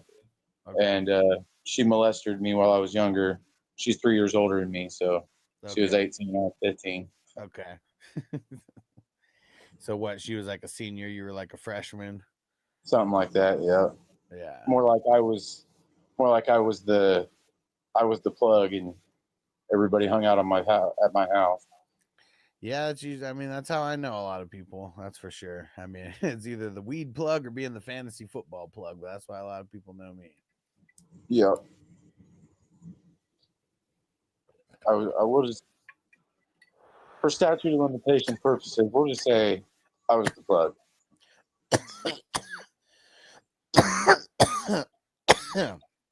Sounds good, K2. Woo. All right, so we got Cali Jam first, Nick Satelliter second, K2 third, and B-Lo, if you're in here, let me know. You could be fourth. And yeah, we'll grade marks too. Yeah, we're just gonna smoke this bowl and keep on going, keep on trucking here. I'm gonna eat a fucking dab. Let's go. And don't forget, leave those super chats in, guys. I'm pushing through it for you. But leave those super chats, get those raffle tickets, hit that $sign next to the chat. And look, a super chat, super sticker. You might see something about the membership. If you don't have the green plus next to your name, you got to get the membership, man. Like everyone without the green plus, when your name is just like in white right there instead of green with the plus, it's like being naked, man, at the fucking party. So like, hold on, let me throw the link in there. And whatever the highest tier that you can go on, I suggest doing that. We do need more executive producers who get shouted out on every single show. Smelly says, Crispy ever gone live with you? I don't think so. I'm trying to think, because Crispy came from like one of our fallen fantasy football comrades. His name's Stu, and I can't remember if he ever went on a show like with Stu. I don't think so. Crispy's a big lurch looking motherfucker, you know. Like I don't know if Crispy's he's got one of those faces for radio, you know. I don't know if he's actually came on here or not. Jamie said, I fucked a senior when I was a freshman. I thought it was the shit until I banged this 35-year-old when I was like 22. Yeah. Yeah, them older guy. Well, let me tell you. Yeah, we don't have to get into all that, but I was 19. I was 19 once with good weed, and whether you're 19 or whether you're 35, you know, if I got the good weed, we got something in common. You guys. Yeah. Pizza is actually oh shit, is actually your favorite one that you've drafted so far. Really interesting. Yeah, so we'll see. And last year, the winning team drafted out of the number 4 spot, just for context. I don't really remember the ones before that. Maybe I could go back and check like one time. I mean, I still have down like who won in 24, 23, but I can't remember where everyone else drafted besides Derek, because I don't know if you guys notice, like on the what's it called, dude, hell yeah. Nick said, I'm glad I found you stoners. Fuck yeah, bro. Because everyone else, you know, like there's people who smoke, like even Jamie, you know, I'll make fun of Jamie a little bit because he smokes, but like if we got together And like he tried to hang with me for like, I don't know, even an hour of like smoking. He'd probably pass the fuck out. You know, he says he takes a couple hits here and there, you know, feels good. He'll smoke his cigarettes, you know. And dude, and Nick, I'm marking you down right now. So we're doing a raffle. I'm doing a raffle on 710. I got 3 of these glass on glass bongs. The brand is Prism, and it's Cannabis Now who donated these to the cause. I know because of the glare, you might not be able to see it, but I got 3 of these glass on glass bad boys that are being raffled off. Very solid glass. And then I got some signed jerseys. One person's going to win a signed jersey, and then one person is going to win a 420 Crew t-shirt. It's this one right here, not the one that I'm wearing, but it's either a large or an extra large. So yeah, Crispy, this one would not be for your big ass. We'd be seeing a fat guy in a little coat. Fat guy in a little coat. Fat guy in a little coat.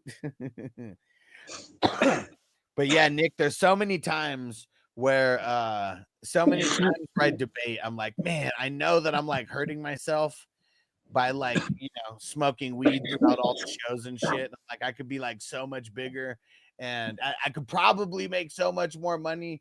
But I'm like, man, do I really want to like, you know, take my authenticity of being a stoner away to try to fucking cater to like some like stuffy people that I would like never give the time of day to in real life?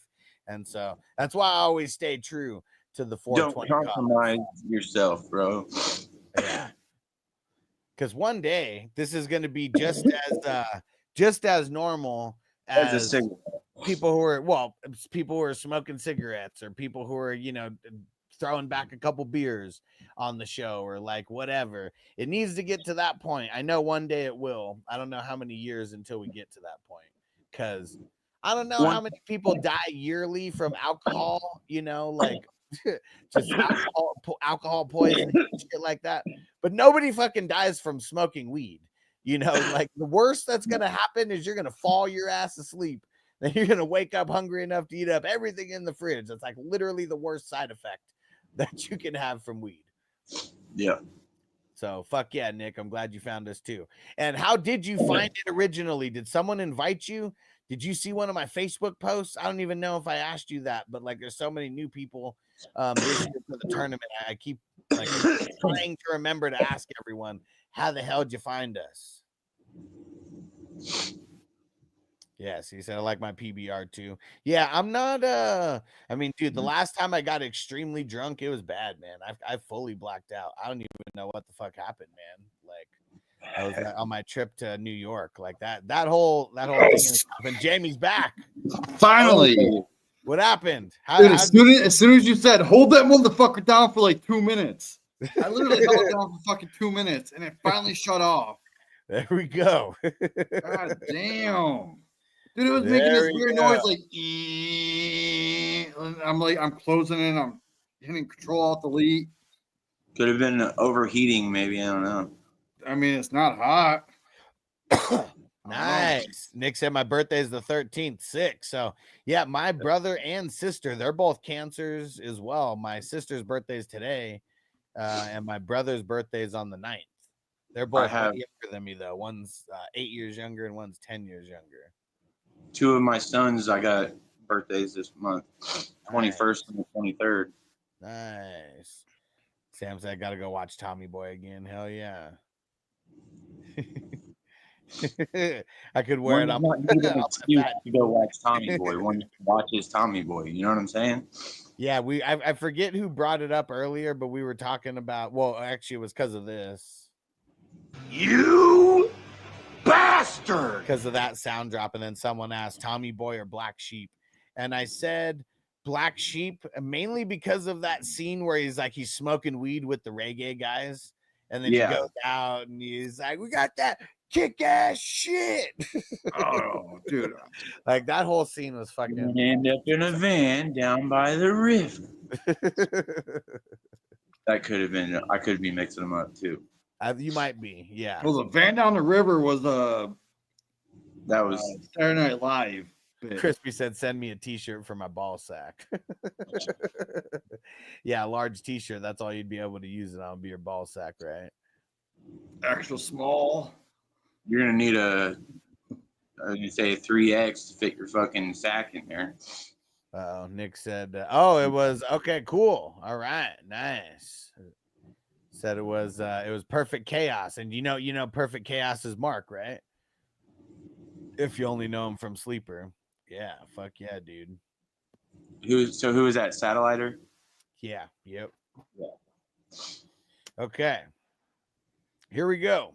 Cali Jam, Hertz and Mayfield, fire start. Sanders kind of ruined it there. And Howard and McKee and Browning. Why didn't you get the backup for? I mean, I know that Mayfield is trash, but like, you know, I feel like I will still never get trash, but like you get a whole bunch of like other like backups too. You know, is it just because he's so trash that you would never get him? Because I mean, Baker is in. I mean, this offense has been killing it since. Fuck. I mean, when did Jameis throw for 5,000 yards with this offense? 2018, 2019. Yeah, I was gonna say it was like 2 years before he had that one crazy season. He had one more season, then Tom Brady happened. Yep. I thought the 5,000 yards wasn't his last season with Tampa. No, he had one more season after that. Okay. He played But two still. seasons in Tampa. One of them wasn't as good. Okay.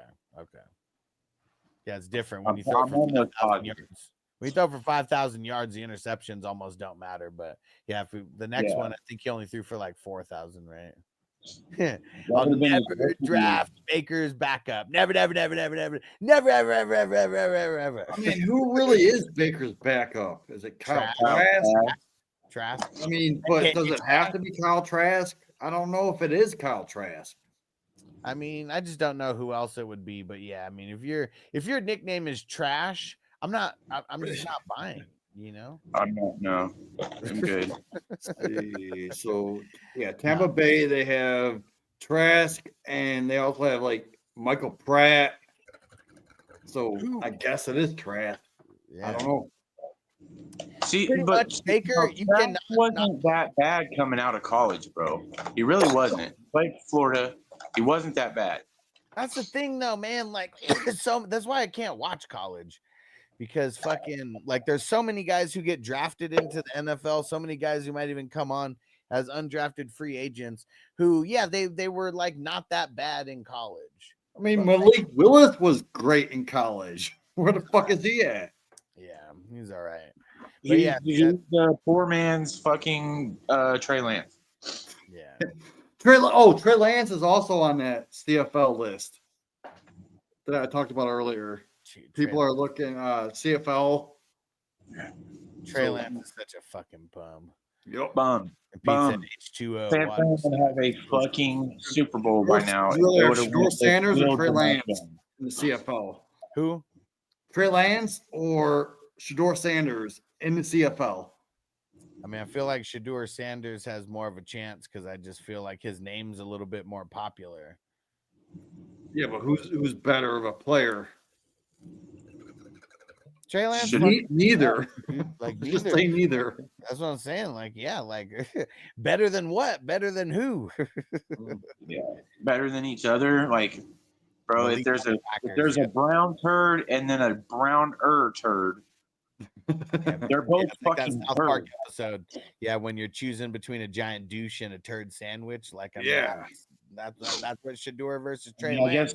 I mean, if you're using those right there, at least a douche might taste like pussy. You know what I'm saying? Like, I'm gonna eat that versus the shit sandwich.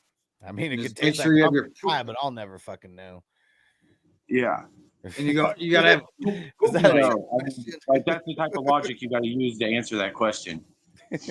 Sanders is at least accurate. Yeah, see, like that. Yeah, like Trey Lance isn't accurate at all. Like, I mean, Trey Lance probably has a stronger arm. Well, I like Lance with his legs. Lance has the legs. Yeah. Shador has accuracy, but he can't throw for over 40 plus yards. Like, do you guys remember that one picture of Trey Lance where he was wearing like a sports bra and a fucking and a headband like Mark, but it's like his hairline went like back so far that it was just like such a ridiculous like get up. Like I just can't take him seriously. Like there's some things you can't unsee. Like I cannot unsee him as that. For all my shares of Herbert with their backup, I've taken Heineke, not Trey Lance, and Trey Lance is listed so much higher in the ADP. Oh my god! I just looked up that picture. He's got his like sunglasses. He's like putting his sunglasses on. He's got a sports bra. His hair is fucking wow. I mean that's What not the a guy fuck? who's ready to lead an NFL team. No, so this is. I saw a video earlier, and this is like the opposite of And Phil Trey says Lance he is a remembers man, that. but like this Forget- chick came on, and he was like, she said, "I'm a trans gay man who's biologically female, but I'm identify as a man, but I'm gay." So like, what Why the fuck the is that? fuck Like, won't you're you fucking just be straight a female. woman then? You're That, straight person's female. that person's very confused. I don't know what it is, but there's some confusion going on. Hey, that makes no sense, bro. You could just so I mean, to break it all down, the person likes dick, but Yes. they want to be gay to like what? Come on, you're a Yeah. female. You're supposed to like dudes. So you identify as a man, but you love My pussy. goodness. Or no, but I don't know. You love dick, but you're really a biological female. So like, So what, you're supposed to. you're a but you regular wanna be chick. a male that loves dick, not a female that loves dick. I don't. All Makes right, no- here we go. Let's- Pete let's- said that's not true. Sanders hit a 55-yarder in voluntary workouts. Granted, it wasn't in pads. Like that's what I'm saying. Like Man. when you have zero pass rush, there's no pads. Like you're throwing against like guys who aren't even going to make the team. I can only take that so seriously, you know, because I'm sure we could go pull a lot of random QBs out of a lot of random fucking places, and like they could be doing very similar to what he's doing. All right, here we go. All right, back to Cali Jam. We went way too far off the rails there. Back to reality. Snap back. So Hurts and Baker is Yes, that's the picture I saw, dude. yeah, like that guy's not ready to lead a football team to victory. He's really not. That's the one, right? Yeah, that's the one. That's the one. Okay, yeah. That's not, yeah. No. And Nick said, y'all gonna hate on Bryce. I kind of do hate on Bryce a little bit. I mean, like when I'm ranked, like to me, like when I grade him, he's like a C plus. I mean, So honestly, like if you could give him like a step stool or like some lifts on his feet, give him like a booster chair, I'd like him a little bit more. just give him the Pee Wee platforms. Jamie's on his top. All right. Okay. What Crispy say? Next is the mullet and the short shorts for men. That shit was dumb then and dumb now. Yeah. I mean, dude, the mullets, man, just in general. Like I saw a picture of me when I was younger, maybe like 3 or 4. It had to be something like that. And yeah, my parents had me rocking the mullet. I was like, what the fuck are you guys thinking? Just couldn't get me a full haircut. Just got me half a haircut. Back in the 80s, we had these tails.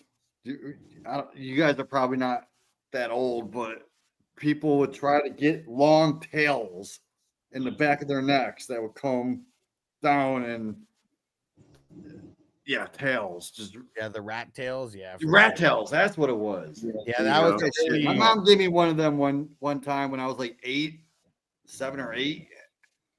They did thought those it was in the 90s.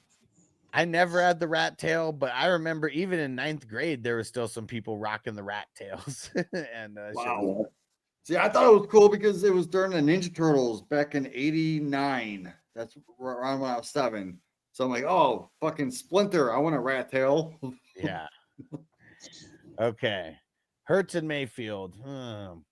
I'm going to say a B plus because of no more depth besides those two. If there's only 2 starting quarterbacks in the top 10 rounds and there's no other starters, I always go with the lower of the two, or average it out. I mean, but these guys are right next to each other because Hertz is an A, Mayfield is a B plus to me. Toyota one, I had one of the flat top mullets in junior high and turned it into a ducktail in 9th grade. Oh man, was it classy back then though? I mean, I know you got a couple years on me. Was that like the style? Or were people into it then still? Crispy said, just wait for those tube socks to come back. I mean, those only are around. I mean, in the in the Mexican hoods, like you might see some tube socks, but rocking the Converse, different color Converse. Yeah, or the Cortez, one of the two. Hey, if female 85 is here. Oh, the ducktail is what you guys called the rat tail. Okay, so it was a ducktail before it was called the rat tail. That's when it was probably still cool. Okay, yes, it was popular. Yeah. And Nick said tube socks never went away. Yeah, they really didn't. It just depends on where you are. Yeah. Ask someone in East LA and East Los if the tube socks ever went away. They'll say no. Okay. Running backs. Gibbs, Mixon, Connor, Pollard. Gibbs is an A. Mixon and Connor like B's. Pollard's like a B minus to me. Yeah. I think because of the amount of peeps, I'm gonna give it a B plus. And Nick said rat tail is not a ducktail. Okay, see, like I don't know the difference. Like it seems like the ducktail was probably like 10 years before my time. Yeah, Nike Cortez. I never heard of a ducktail. Yeah, I mean, the only ducktail I know is a ducktail. Woo. Yeah, I think Toyota one. How old? I think Toyota one's like 48, so he's got a couple years. Oh, I'm only 40 something, 42. 40 something. You don't even know how old you are, Jamie. I don't know, man. I lost count after 40. Give him, if he's in his 40s, bro. Once you hit 40, they say you're legally dead. So yeah, I was born in 82, so 49. Anything before that, I don't know. Oh, okay. So Nick said it's not the same. It's two different sizes. Okay. Interesting. Crispy said dumb, really dumb. Arguing over ducktails and rat tails. But yeah, smarter that because I'm sure that the ducktail is bigger than the rat tail. So, but still, shame on you parents who gave your kids rat tails up until high school and shit. Shame on you. You should not do that to your children. Toyota once had never heard of the rat tail. It's probably because you were out of high school by that time, and like once you hit a certain age, you didn't want any tail for your hair. I mean, I don't know. At least I would assume that. Pretty sure the rat tail died out in like 88, 89. Well, I don't know. Like, dude, that's what I'm saying. Like, I mean, we called it a rat tail. Like, dude, there was a guy that I know who I still talk to this day on Facebook, and it's because our birthdays are like 3 days apart. So like we're always connected in that way. And this motherfucker was in 9th grade with a rat tail. So How I many did ducks you see with the tail as long as rats? Well, see, but ducks are just like so much bigger though. It's like wider, right? So their tail would be wider. The rat tail would be longer but skinnier. Mm-hmm. I did a 32 team draft with just a super flex. There's no quarterback position. One running back, 2 wide receiver, 2 flex, 1 super flex. And I got Sam Darnold it was a 3rd round reversal. I got the 13th pick. So I'm right dead in the fucking middle, which sucks. But I got McCaffrey, Kamara, then Darnold in the 3rd round on a fucking 32-man league. I got Darnold in the 3rd round. Nice. All right. Back to Cali Jam. Wide receivers and pass catchers. Kittle, DJ Moore, Flowers, Diggs. Diggs and Flowers are like B minuses to me. Moore's like a B plus. Kittle's like a B plus. I think I'm gonna average it out to a B here because Flowers and Diggs are both still starters, and one of them is going to be in the wide receiver spot, because Kittle can only be in the flex. So yeah, I'm going to call that a B. IDP, Zach Bond, Edrin Cooper, Nick Benito, Van Ginkel, Luvu. That's a pretty dope top. Wow. 5. Yeah, I like that IDP. And the third one said, "You call it a rat tail. I call it, I call tail probably just some different names and some shit." He said, I really flying care. Like, yeah, 13 years of horrible style. Yeah, right. Dude, the funny part about it is they would shave our necks up to make it look longer, Yeah, and it was just like, whoa, that didn't Yeah. make sense. now people are shaving back a different type of hair to make something else look longer. Crispy said flat top here, extra short. When we got extra short when we got lice. Yeah, I feel like when I was like 13 through the end of high school, yeah, I would always like spike my hair, and so it would be Spiking short hair. enough, and I had that. Shit. Fuck, I don't even remember what brand it was, but it was like Spiker. Oh, actually, it was called Spiker, and it was like a styling glue. That shit was so fun. That was like rock solid. Like that shit would not move. Dude, I never spiked my hair, but when I went to my prom, I fucking spiked my hair, and I looked like a fucking dork. Was it super long? Were you No, like, it wasn't even that long. It was just I spiked it, and dude, horrible. You'll probably see it on my face. If you're on my Facebook, you'll probably see it. But no, I don't want anyone to see it. That's funny. I remember and Bilo said Mooser gel. See, for me, it was called styling glue, is what it was, and it was like Spiker ice. I use gel. Shit was. So yeah, it was more hardcore than gel, and yeah, I remember doing that. I remember every day for like being like this blue bottle that had like sparkly shit on it. Fuck, I don't even remember what it was called, but it was fucking gel. Rocking it. And here we go, back at it. So the top 5 fire for the IDPs. Let's see the bench though. Greenlaw, Chubb, Jihad Campbell, Leonard Floyd, Henry H2O. He sucks. Reddick sucks. Maybe he'll change on Tampa, but kind of sucks. They'll have spike games, but maybe. So But who's the top 5? I mean, the top 5's fire: Zach Bond, Edrin Cooper, Benito, Van Ginkel, Luvu. It's probably I'm gonna give that a B plus. I mean, it's flirting with an A for the starters, but like the bench, I mean, shit, I'm debating between a B minus and a C plus. Yeah, I was gonna say if your starters stay healthy, fucking awesome. But I'm not a big fan of the maybe Chad Campbell gets into your lineup a couple times a year. I'm gonna give it a B overall because I think that the starters are still that good. Everyone's well drafted. Yeah, your backup, your bench IDP is just not where it needs to be. Said nowadays guys don't even comb their hair. My son told me this. He said nobody combs their hair. He said, anyways, the mullet's back. He said they just call it an Edgar. Edgar, that's funny. Like, remember in Men in Black, he's wearing a Edgar suit. I'm gonna be honest. I haven't combed my hair in like 3 years, dude. I mean, my hair is fucking short. Like, I mean, ever since I was 19. I mean, when I get a haircut, it's like the longest my hair is with a haircut is a 3. Like that shit's short. Like, I mean, there's no combing that. Like that shit's hella short. And in my 20s, I was always getting a 2, so it was even shorter for longer. Yeah, I used to get like a 1.5 on my sides and just trim my top. It's a bowl. To be honest, dude, I haven't got a haircut since September of last year. I cut my own hair. This is hilarious. It's a bowl cut with the mullet combined. It's a cuff style. I don't even know how to say that part, but that's hilarious. Like I used to call the bowl cuts the Lloyd Christmas. Remember in Denver, he got the big bowl cut. So there was always a few people.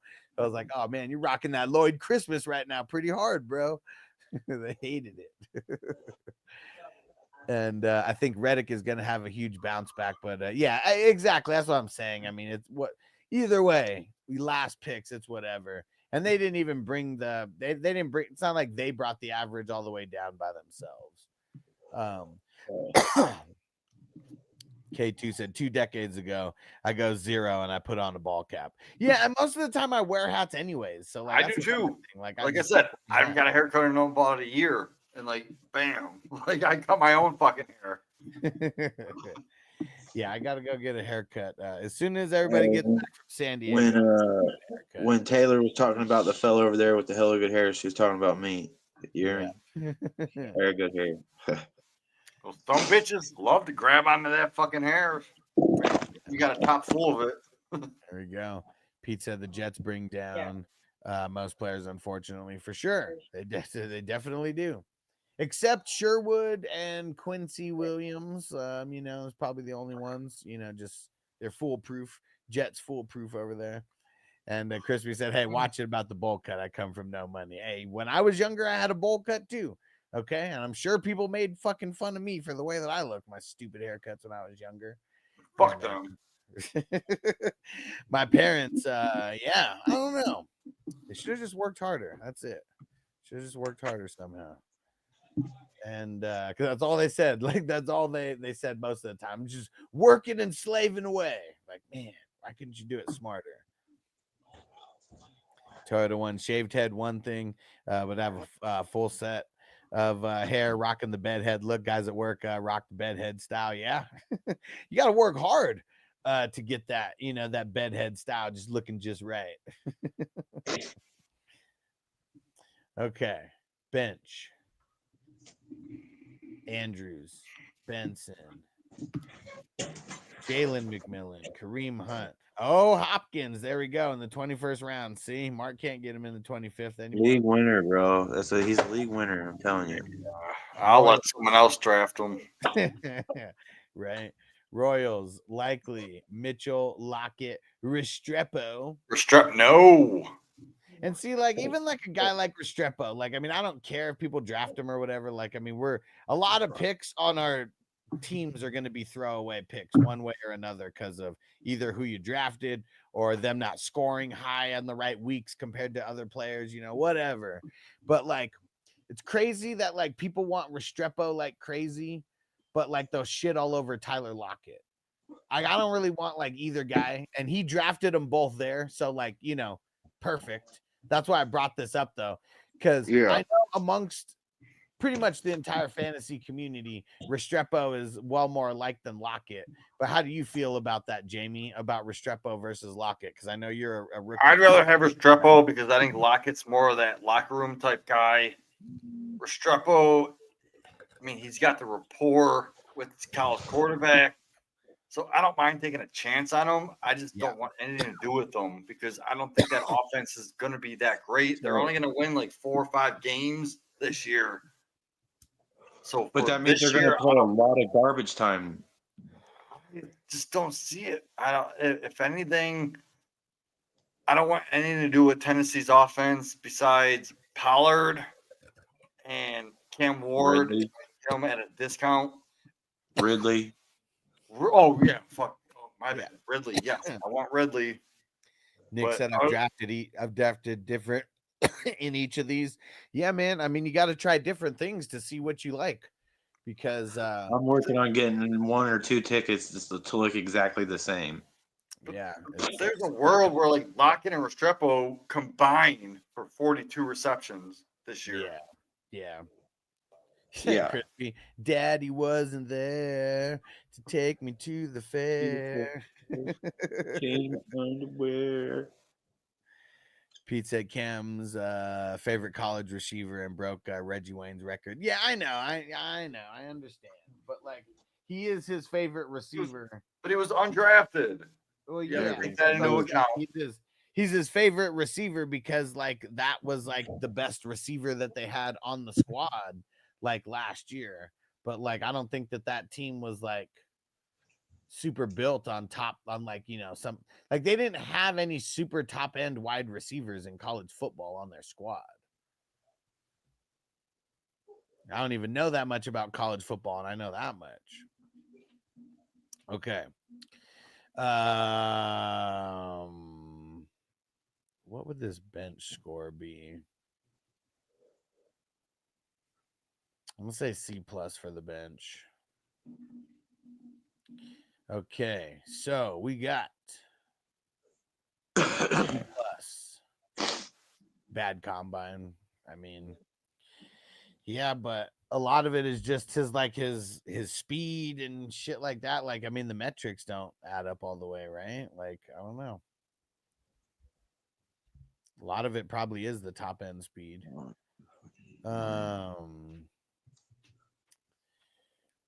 So B+, B+, B, B, and then C+. So the quarterbacks, the running backs, bringing the score up. The wide receiver, pass catchers, and IDP, and they're locked in around 85. And then the bench is bringing the score down by 1 tick. So that would be 86 overall. 86 Very overall. solid. Cali Jam. Yeah. All right, and let's see. Nick. Okay. QBs. Knicks, Fields, and Young. And see, and of course I'm gonna hate on Young, like, but I mean, where all the QBs were going, I mean, it's pretty much like at the end of it. So I mean, you could have took Young, or you could have took like Geno, you could have took Rodgers, like maybe I go with one of those guys. But yeah, I'm not mad at Young being the third on your squad. Let's see, any backups. Milrow.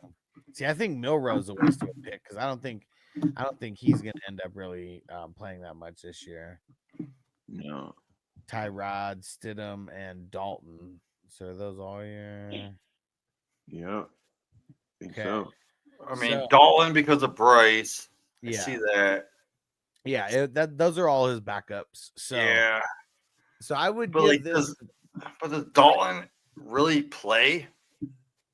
I mean, that if Bryce much? Young doesn't play, he's going to. And he did decent when he was there. So Yeah. So it would be, and yeah, I know Young's on the bench, but like, in these best balls, like I could say if you draft a quarterback in the top 10 and they're all starters, like all these guys, they're intertwined because like there could be games where Young does better than Fields and he's just going to play. There could, because you don't pick who the starters are. They're going to start based on how good they actually score. Yeah. And so Young and Fields, I mean, Fields is a B- to me. Young's like a C+. Nick's is like a B. So it would all average out to a B-, but then you got all the backups, so it'd bump it up to a B. So I did see Jack Plummer is the third quarterback on the Panthers, and when I first saw that, I'm like, is he related to Jake Plummer? You remember that guy from early 2000s? Yeah. And I did my research, but no, they aren't related. Okay. They have similar names. Yeah, Jake Plummer's cool, man. He's all about the mushrooms right now. He's got a big mushroom company. Hell yeah. Love Jake Plummer. I own him, and I think my 2025 league. There you go. So, running backs, Bijan, Brees, Brian Robinson. Caught a bullet in his bubbles. He caught a bullet in his bubbles. You can be at a party getting loose, but you can catch a bullet in your nose. So he has both B-Robs. Love that. Yeah.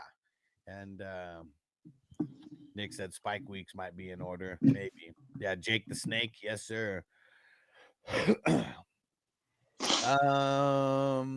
guess Spears would be in there also. Oh, that's ugly. I'm gonna give it a B+. I mean, Bijan's an A, but then to me, Brees Hall's a B. Robinson, Mason, probably like B-. Spears, either a B- or a C+. I'm calling it a B+ total. I think you got to put Brian Robinson as a B. If you have Mason as a B-, just because Mason probably is a C+. Like, I mean, I said B-, but he could be a B+ if he gets to start right with Aaron Jones. Yeah. Which I don't think he would start unless he gets hurt. But I mean, I feel like with the rookie, they are going to run the ball a lot, and it's not going to be 100% Aaron Jones. Yeah.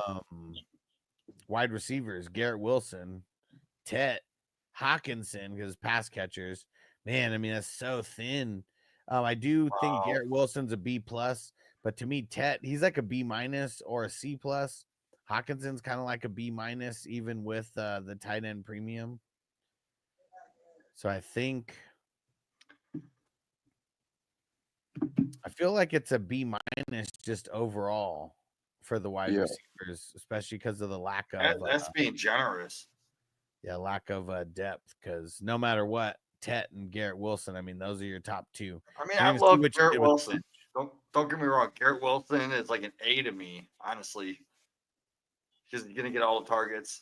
But Tet, as a rookie, I don't see it. A book like you got Mims as your third receiver. Yeah, it's kind of rough. That is horrible. Like I don't even want Mims as my fifth. Is in there also, so Mims would be his fourth, but still, I mean, well, receiver wise, like flex. Well, yeah, that's what I'm saying. Igbuka's in there also. Oh, okay. Yeah, you're right. But still, Igbuka and Mims are his 3 and 4. I don't like that. I mean, I want those guys to be a little farther down my team depth chart. Mims will probably be like the third target on Denver. Ibuka is probably going to be the fifth target. So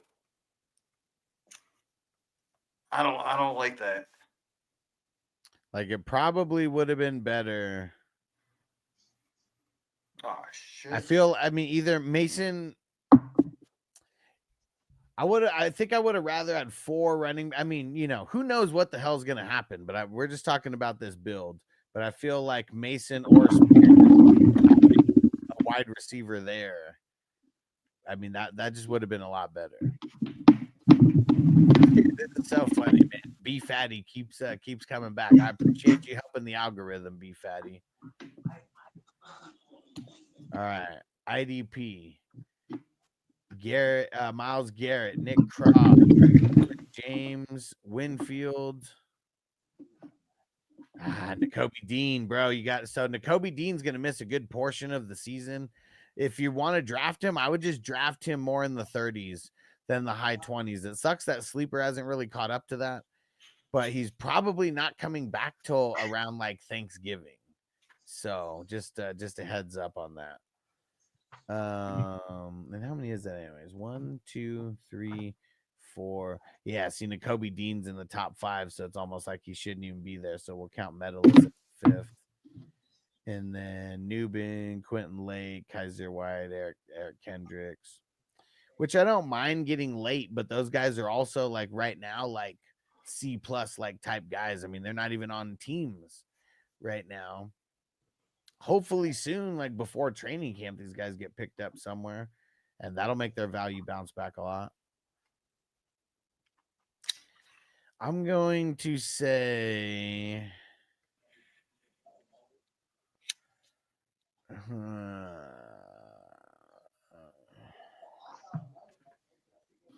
it's either a B or a B minus. I feel like I feel like I'm gonna give it a B. I feel like I'm gonna give it a B minus. I mean, you have some players on there that I feel like are better, but just like overall, it's overall you could have done better. So I'll give you that C plus to or B minus. I mean, to push you a little bit. Yeah. Okay.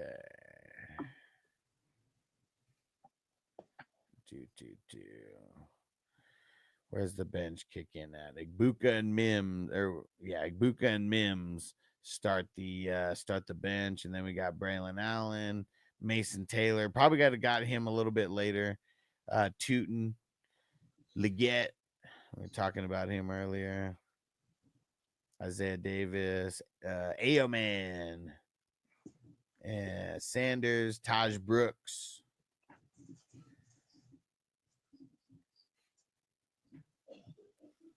Man, it's kind of tough because I feel like I want to give this a C plus, like on the bench. I don't think that there's that I see 3 guys who will be like what I call what I think a difference maker is on the bench is someone who's going to be like in competition for your flex, like week in, week out, starting week 1. And I don't think you have any of those players on your bench, or maybe just like one. But so C+ for the bench. Yeah.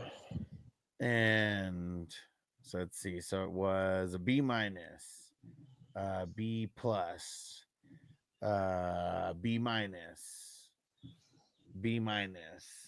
and C+. So the running backs bringing the average up, but that's the only thing. The QBs, wide receivers, IDP, and the bench all bringing it down 1 tick each. So that's going to be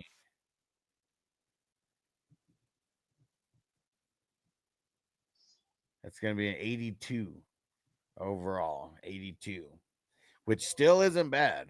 It's just what's better, an 82 or an 86. I mean, that's why we nitpick like this, and I try to figure out how this all aligns. So not bad by any means, but yeah, I'm sure once you get into a couple more of these, you're gonna start getting more of the flow. Let's see. Who was the last one here? Or no, K2 then Below. So we got 2 more and then Mark. All right, here we go. I know K2's drafting good because his ass was sniping me like a lot throughout this draft. Let's see. Goff, Lawrence, and JJ. Any backups? Howell, Hooker, and Mullins. So he got all of them. So Goff is like a B to me. So is Lawrence. McCarthy's like a C+. I probably hate on. I mean, people say I'm hating on him because I think of him as a lower grade right now. Honestly, I'd rather have McCarthy over Goff. I mean, yeah, that's all subjective. I mean, shit, Goff was on the championship team last year, as well. So it's like he did good enough throughout the season to make it there. And he put up, I think, like 60 something in week 17. True. Goff also had more indoor games last year. I think he only had 3 outdoors. But the years before that, there was an inconsistency with his home and away games with outdoor and indoor games. But I do got to say one thing good about Goff's schedule this year is they have one of the best schedules for rest compared to their opponents. So they are going to have a lot of rest this year. All right. So, I think, Goff and Tila are B's. So I think we're gonna give that a B overall. But then he got all the backups, so that'd be a B+ for the QBs. Henry, Bucky, and Harvey for the running backs. I mean, Henry's a B to me. Bucky's like a B+, but Harvey's like a B- or a C+. So I think. Wait. You have Bucky over Henry? No, I said Henry's an A and Bucky's a B. Oh, I thought you said Henry's a B. All right, my bad. No, I think you did say B. Okay, if I said B, that's my dyslexia kicking in like crazy. Because I've been pretty vocal about Henry and Gibbs and Bijan and Saquon being the only 4 guys that I think of as an A. And then we got 100%. The next tier guys like Bucky, CMC, Jacobs, Taylor, A-Chain. Like those are like my B+ guys. And then we got like a way bigger pool of like B caliber running backs. Chuba, Kamara, Mixon, Walker, Cook, all those guys. Chase Brown. Yep. Kyren, he's probably like the top of that list. That was the first one I said. Okay, cool. Okay, so B+ total for these RBs. Wide receivers, Ladd, get pass catchers, Laporta, Pickens, and Jennings. Man, I mean, I like ugly. I don't know why. It's just like this feeling that I'm just thinking lower and lower of like Jennings, and like it's just that injury that he like had this soft tissue. Like if it's something that like lingers and nags for the whole year, it's he's not gonna be that good. And then like when Ayuk actually like gets back, like then Ayuk's probably gonna be the guy. But I just really have this. It's gonna be Kittle, man. Like Kittle's gonna be the star, like him and CMC this year on that offense. So Jennings isn't bad, but I don't know. That's just my thoughts on him. I'm just like thinking of him. That's lower. where I wish DK would have went. Yeah, that would have been good. They don't want to pay anybody though. Like that's the thing. Like they paid Brock, and it's like, yeah, we ain't paying nobody else right now. Yeah, I think Jennings should fall farther down. And Pete said King will be a B when he retires, but until then, AAA. I mean, dude, it's like just that one play where he like outran everybody. It was so good. I put it in the intro where it was like a 98 or 97 yard. Like, dude, he still is fast enough to outrun an entire fucking defense. You know, like, I mean, for him being an old ass motherfucker, he's still running 20 plus miles an hour out there, and he could run over damn near anybody on defense. And people are making business decisions when they're hurting in the fourth quarter. North-south runner, dude. Derrick Henry's one of the best to ever do it. Yeah, and we're never going to see a running back like him again. Like, his style is gone. Because guys who are built like him play defensive end now. They get paid way more than running backs. All right. So, one thing I loved about Henry is back in the day, he was borderline droppable before he broke out. People were getting rid of him. Didn't want to wait. Yeah. I mean, it was I don't remember 2 years. how many years it took him to break out, but it was like at least he was the backup 3, for right? 2 years behind DeMarco Murray's ass. Let me look. He put me in the position with the year he got hurt at the end of the year. Last time I was playing fantasy football, and but he got me in so many leagues. He got me ahead of everybody else. I was taking him a lot. So yeah, I'm looking at stats. 2016, he didn't do much. 490 yards. Next year, he had 744. Yeah, see, those are his first 2 years. And then it was like 1,000, 1,500, 20, like 2,000. So the people that gave up on him in the first 2 years. Or once. He's a fucking savage, dude. Like, I mean, he's a fucking freak of nature. Like, there's no His workout videos, bro. Look at his workout videos. Yeah. I would not want to have to be in charge of tackling that man. Hell no.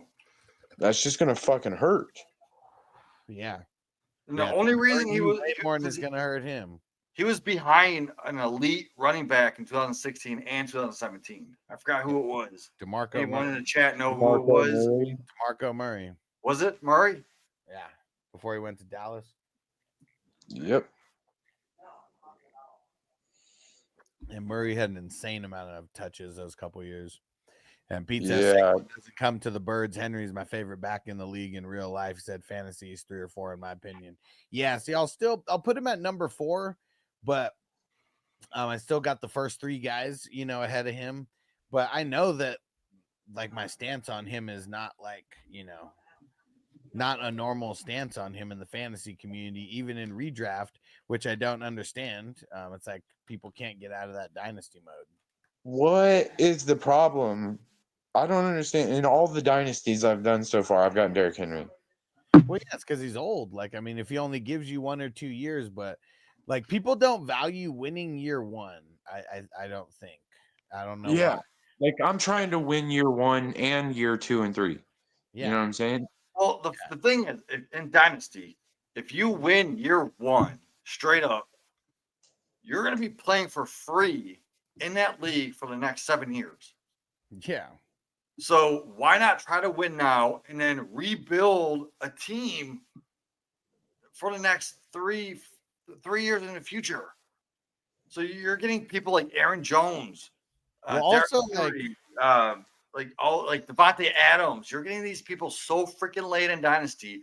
Why not draft the whole freaking team? Win it now, get that bank, and then play for the next fucking 7 years straight for free.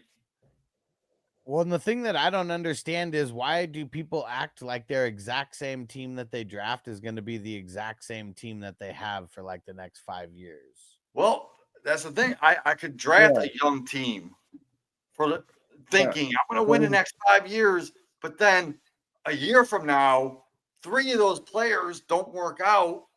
So I just wasted my picks. Well, that's what I'm saying. Like, I mean, if I have Derrick Henry and Saquon as like my 1 and 2, or Derrick Henry and CMC as my 1 and 2, because I was able to get them like later because people didn't want them. You could still make trades. Like, you could still draft later RBs or whatever, you know, who might have a longer shelf life than those guys. Like, that's what I don't understand, though. It's people don't even have the creativity to understand that you have picks next year. You're going to use them to trade for players, or you're going to use them for rookies, you know, and either way, you'll have a shot at new players to take over. Yeah, so I love building without the running backs. So if I'm building a team in Dynasty, give me all the younger wide receivers, but I'll take the older backs so that you could build a win now team with young wide receivers and older running backs. Yeah. And then just grab running backs with your first round picks. You still have your first round picks for the next 3 years. Yeah. A lot of times you can turn those first round picks into other running backs. Exactly. Like, dude, I drafted in the league last year. I drafted Joe Mixon, Najee, and Nick. Najee and Najee and who the fuck did I say? Joe Mixon and Najee. Those are my 2 running backs that I drafted last year. I think I drafted Mason also because I have him here. And then like at some point during the season, I traded for Saquon Barkley to a team that was rebuilding. And then this year I traded for CMC to a team that's rebuilding. And then my wide receivers are Brian Thomas, AJ Brown, Ladd McConkey, T. Higgins. So like people are trying to like what was the last one? What? Who's your last receiver? So my top 3 are Brian Thomas, AJ Brown, and Ladd McConkey, and then I got T. Higgins and Olave in the flex as of right now. Okay, that's not bad. I mean, I didn't trade anything like crazy to get those guys either because you know they're rebuilding. You know? And I got all my I got all my 2026 picks. I haven't traded any future picks. It was only the draft picks that were in this. One of my teams that I drafted, one of my dynasties, I got Josh Allen, Patrick Mahomes, Christian McCaffrey, Derrick Henry, Josh Jacobs, Tyreek Hill, Mike Evans, Devontae Adams, and then Travis Kelce at tight end. That's my starting lineup. So what I have to say about that is I love it for this year. But in 2027, you're not going to win for the next 4 years. Yeah. Well, I got some depth on my bench. I got some younger players on my bench. But that's also like, I mean, saying that you're not going to draft anything or like use any of those picks like in a smart way either, you know, and like we all got ammo every single year to use to get different players to use on, you know, rookie picks or whatever. Yeah. Yeah, and I want to win now. I want to win right now. You know why? I have the ultimate insurance policy. As long as Josh Allen stays healthy, I can use him to rebuild. Yeah. And you know why I always want to win now is because I will never be in the mindset that I'm trying to win for next year. Because every single year you have that same mindset that I'm trying to win for next year. Even if I'm rebuilding, I'm still trying to put my best foot forward. Absolutely. I'm trying to win as many games as possible just so I can say that I won a ship during a rebuild. Yeah. And no, Derrick Henry's first years, I don't think was with CJ2K. I mean, CJ2K is like, I mean, you're talking 2009, 2010. I mean, that's a couple. I mean, that's when he started. I can't remember when he got moved to the Cardinals, I think, right? Was his second team.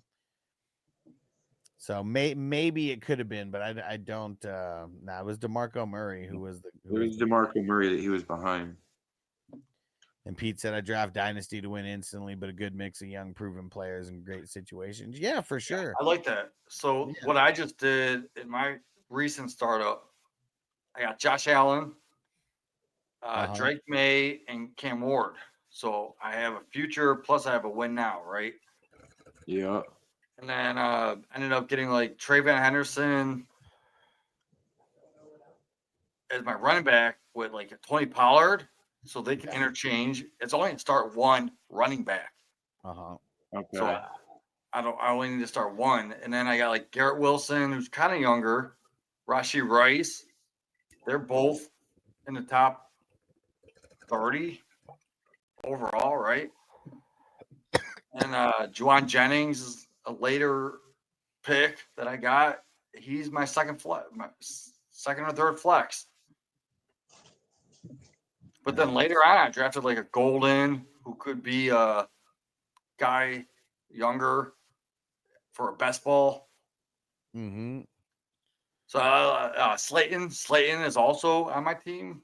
Okay. So shit, like I got these young and old guys mixed in together who could put together a championship in a best ball league. Yeah. All right, let's get back to K2 here. So did I say what a grade for the wide receivers? I don't even know if I did. B. Yeah, it seems like, yeah, I mean, it probably is a B. Yeah. You either said a B or a B minus. IDP, Spillane, Buda Baker, Branch, Pratt, Love, Alontae Taylor. I was pissed when he did that. Zach Allen, Edmonds, Morig, Cooper, Chris Jones, Overshown. Yeah, see, I don't understand why people pick Overshown later than like the last round, because like more often than not, I feel like you could get him there. There's only a couple people who care about drafting him. He could be undrafted. Yeah. And no one would even care about him. I drafted him early in one league just because I was confused. Yeah. And I'm so pissed about that. So it's your 1, 2, 3, 4, 5, 6, 7. I mean, top 7 are dope, and then it starts falling off. But I still think that's good enough to be a B plus. Yeah, that's a B plus squad. Bench. Rashad White starts the bench. Rashad White, Higgins, Strange. I was super pissed when he took Strange there. Ferguson, Palmer, Roman Wilson, Calvin Austin, Coker, Treated Your Nose, Noah Gray. I think that's a B minus. I Okay. think Charbonnet starts the bench, doesn't he? No. Because he's got the it's 10 spots if there's only two QBs taken. If there's 3 QBs taken, it jumps to the 11th spot. So I guess I didn't include Charbonnet on the running back, the score, but I mean, he's not bringing the score up. He can only bring it down. No. Okay, so it was a B plus for the QBs, a B plus for the RBs, a B for the wide receivers, a B plus for the IDP, and then a B minus for the bench, offensive bench. So we got 3 things bringing it up, and then we got 2 85s in there. So it's going to be an 88 overall. K2's killing it. Good shit, dude. All right. Below. Been holding everybody hostage here. Hey, Marco said good evening to the past. What up? Good night, future boy. Okay. Hey, King of the I want to ask Marco. I got to work in the morning. Since you're from the future, do I make it to work on time? Just throw it in the chat. Got to get back in time. Can I get the fucking lottery numbers for this week? I asked him before. He wouldn't give them to me. Yeah. Oh. That would disrupt the space-time continuum, he said. Or how about this? Can I just get a couple props on the sports book? Like, that's all I'm asking, bro. Like, could you just give me some fucking tennis information or something, bro? I can make $1 million. The only props he would give us would be like Rex Burkhead is going to score a touchdown today. Those are the only ones that he would give us. He'd only give us like bullshit ones that we would never trust. But I remember one time Rex Burkhead, he did get the touchdown, and he was like, "See, I told you." Hey, he was good for that every once in a great while. All right, here we go. So QBs for B-Lo starts off with Josh Allen, the Stallion. Wild Stallion! Caleb and Ward, that makes me nervous. Let's see, you get any backups? So you always want to try to get your backups. If you get your backups for any QB that you draft in the top 10 rounds, or like if you get it for all three, then your grade bumps up one level. So Allen is an A, Caleb's like a B-, and Ward's like a C+ to me. So I think that it would be a B overall for the QBs. Running backs, Walker, Judkins, ETN. Yeah, I see why you're not in love with the running backs. Yeah, would not be in love with those. Walker's like a B. Judkins is like a C+. ETN's like a C+ or a B-. I think I'm gonna call it a B- total. Fair. It's gonna be a C+. Yeah, we're gonna give it a C+. I feel like Travis Etienne, like he could be a C+ easily as He as could a also B-. be a A-. He could be, but we don't know. I'm gonna grade you. I'm gonna grade you a little bit tougher, B-Lo, because also if I'm on like if I'm on the fence between like a B- and a C+, my rule of thumb was always just to grade down. Wide receivers. Now this is dope though. Puka, Brian Thomas, Adunze, Ingram, and that, yeah, and no, and then I guess Justice Hill would also be in your running backs because of the IDP. Yuck, that's not good. In the starting lineup? Yeah, because he took Roquan right there, so it would make his 12th spot technically the last flex spot. So yeah, obviously he's probably not going to be the guy more often than not that's there, but you know, just technically that's where he would get slotted in. And he said, yeah, I think he's going to have a resurgence. Okay. And Marco said that Burkhead TD was the flukiest score I've ever seen in a long time. Man, it's so funny, man. The you called it right. And seeing Marco from the future, he doesn't lie. He just won't tell us the truth that often. That's the problem. And okay, so what am I gonna give those wide receivers? I feel like it's gonna be a B+ because Puka is a B+ to me. Brian Thomas is a B+ to me. Dunze is like a B-. Ingram probably is like a B. So yeah, I'm gonna give that a B+ for the wide receiver. I love Ingram's situation this year, bro. I love it. Yeah, that's great, man. I'm excited to see what him and Bo Nix do together. Let's see if they use him like they used to use Jimmy Graham back in the day. Yeah. And IDP, Roquan. Good start, but I would have I take Roquan later. Like I have Roquan listed in like the teens for overall IDP. And it's not his fault. He's a victim of circumstance. It's because the Ravens, like, they possess the ball a lot. They run the ball a lot. They eat up a lot of clock.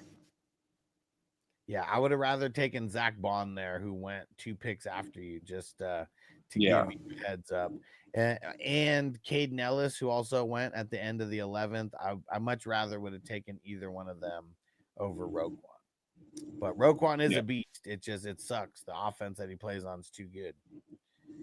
And and Nick Bosa, Will Anderson, Logan Wilson, Grenard. So that's the top 5. So it's not a bad top 5 at all. Like Bosa's kind of like a B+ guy to me. Will Anderson's like a B guy. Logan Wilson's like a B or a B+ guy. Grenard's like a B or a B+ guy. So for the starters, it's probably teetering between a B and a B+. And then let's see what the bench. Okay, so Abdul Carter. I'll keep saying this because I don't know if you've heard this. I would just try to get him later or not get him at all. Because like a guy like Brian Burns, who went 3 picks later, he's probably, I mean, you know, they're on the same team. Brian Burns is probably going to get more sacks than him. Leonard Williams, who I picked like, you know, like a round later almost, like he had like insane spike games like last year. And Jalen Carter, maybe another guy who I'd want over him. Let me see. I'm just trying to look for guys who are like drafted kind of within a round or 2 after. But either way, just like a guy like Abdul Carter, you want to get him later or like not get him at all because he's probably not going to pay off the draft capital. Sweshinger, I kind of hate on Sweshinger. I just think that he's not going to pay off the draft capital either. So I would kind of just avoid him. Like a guy who went right after him, Tyler Nubin. I'd probably want Tyler Nubin like 10 times out of 10. Like over him. Zach Allen and Kirby Joseph went later. Like those are guys I'd want over him. Patrick Surtain. He's like in real life, he's one of like the best defensive players. But for fantasy football, he's not that good because he's shutdown corner can get thrown at. Yeah, he's a shutdown corner, so he's not going to get a lot of stats unless he does happen to get a pick 6. But he's probably not going to get thrown at so much that his opportunities for pick 6s are going to be very slim. And I know that this is your first IDP, so I'm trying to give you as much information as I can. Why we don't draft fucking Jalen Ramsey or Trayvon Diggs or your guys that are going to get. I mean, even you don't want cornerbacks. That's what you don't want cornerbacks. Like in this type of tournament, you want to get like safeties. Like shit, the guy that they have, Brandon Jones, he probably went earlier than Patrick Surtain. He did. And I see Brandon Jones went in the 22nd round. Like I'd want Brandon Jones like way over Patrick Surtain because he's gonna have way more tackles than Patrick Surtain.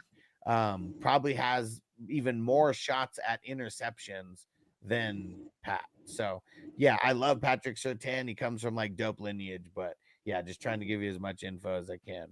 Thibodeau, man, I feel like he's like 1 year from everyone starting to call him like a huge draft bust, being drafted in the top 5. Buckner's a good pick, especially because you got him late. Dallas Turner's a good pick because you got him late. Nolan Smith, he's whatever, but you got him nice and late, so that's not that bad. So I'm probably grading this a B- overall because I think your bench, you got like a handful of guys who I would think of as C players. So it's going to bring down like your B to a B-, and for IDP. And don't worry, when Jamie first learned about IDP, he probably had a way worse draft than this for his first one for like IDP. And then, but he got the grade, he learned, and he ended up coming in second place that year. And he did like 5 drafts total. So yeah, my first 2 were pretty bad. And then I was like, finally took what you told me, took the feedback, drafted 3 more, and one of them won. There you go. My first one, though, I did so bad. Everybody's talking so much shit in the league chat. I took off from there, bro. I read every statistic for every defensive player that was available from the year before after that draft because they talked so much shit. And then I pulled a complete fucking miracle out of the waiver wire and won the league. And Pete said, do you ever get a host to grade you, Hustler? Would be an interesting twist. No, I never have. So I graded you before. Yeah, I guess Jamie has graded me before. That's true. Yeah, I mean, we could always, I I'm never gonna request a grade because, like, like I'm just, You know, I'm just not gonna do anyone it. in But the I've chat, had people request that I get graded. So anybody in the chat can give Alex a grade. I would love to Yeah. hear it. And so what I'm gonna say, below, like last thing on IDP. Well, first off, if you jump on Patreon, it's 420crew.com. Like, I know you're there as a free member, but if you upgrade to a paid member, you'll get access to all my draft prep. And Dude, $10. so much shit in there. And even just the IDP rankings, I think it's like my overall 27. I'm about to go in there and kind of tweak it a little bit. And I'm going to tweak it a little bit. And I'm going to get more people in there as well. So it'll be something that keeps evolving. Pete, you the man. Thanks for the super chat, bro. He said, grade the hustlers, boys. All right. There we go. So after King Belo, he's the last one here. And then we're gonna do Mark's, but we'll let Mark and Jamie grade mine next, and I'll smoke some bowls. And So- you the man, Pete. I mentioned to you, I was gonna try to write an article about IDP tournaments like this, and I wanted to focus on yours. Oh yeah, And bro. I thought about it, and I came up with a fucking first line, and then I just stopped. So Okay. I'm gonna read my first line. All right, ready? Let's hear it. Welcome to the Hustler Tournament Breakdown. The wildest, deepest, most positionless best ball battlefield in fantasy football. Over 12,000 competitors stepped up in the ring, each bringing their own strategy, swagger, and shot at glory. And then I just stopped. Let's go. Let's get him hyped. I mean, that's not bad as an intro, right? That's a decent intro for sure. I just need the numbers because I just said 12,000. I don't know how many competitors we actually have. Yeah, we'll get to 12,000. I mean, right now there's we're about to cross 2,000. I think we're at 19. We're at 1985 right now.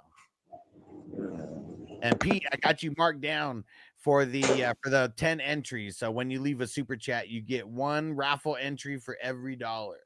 You're the man. I appreciate you, bro.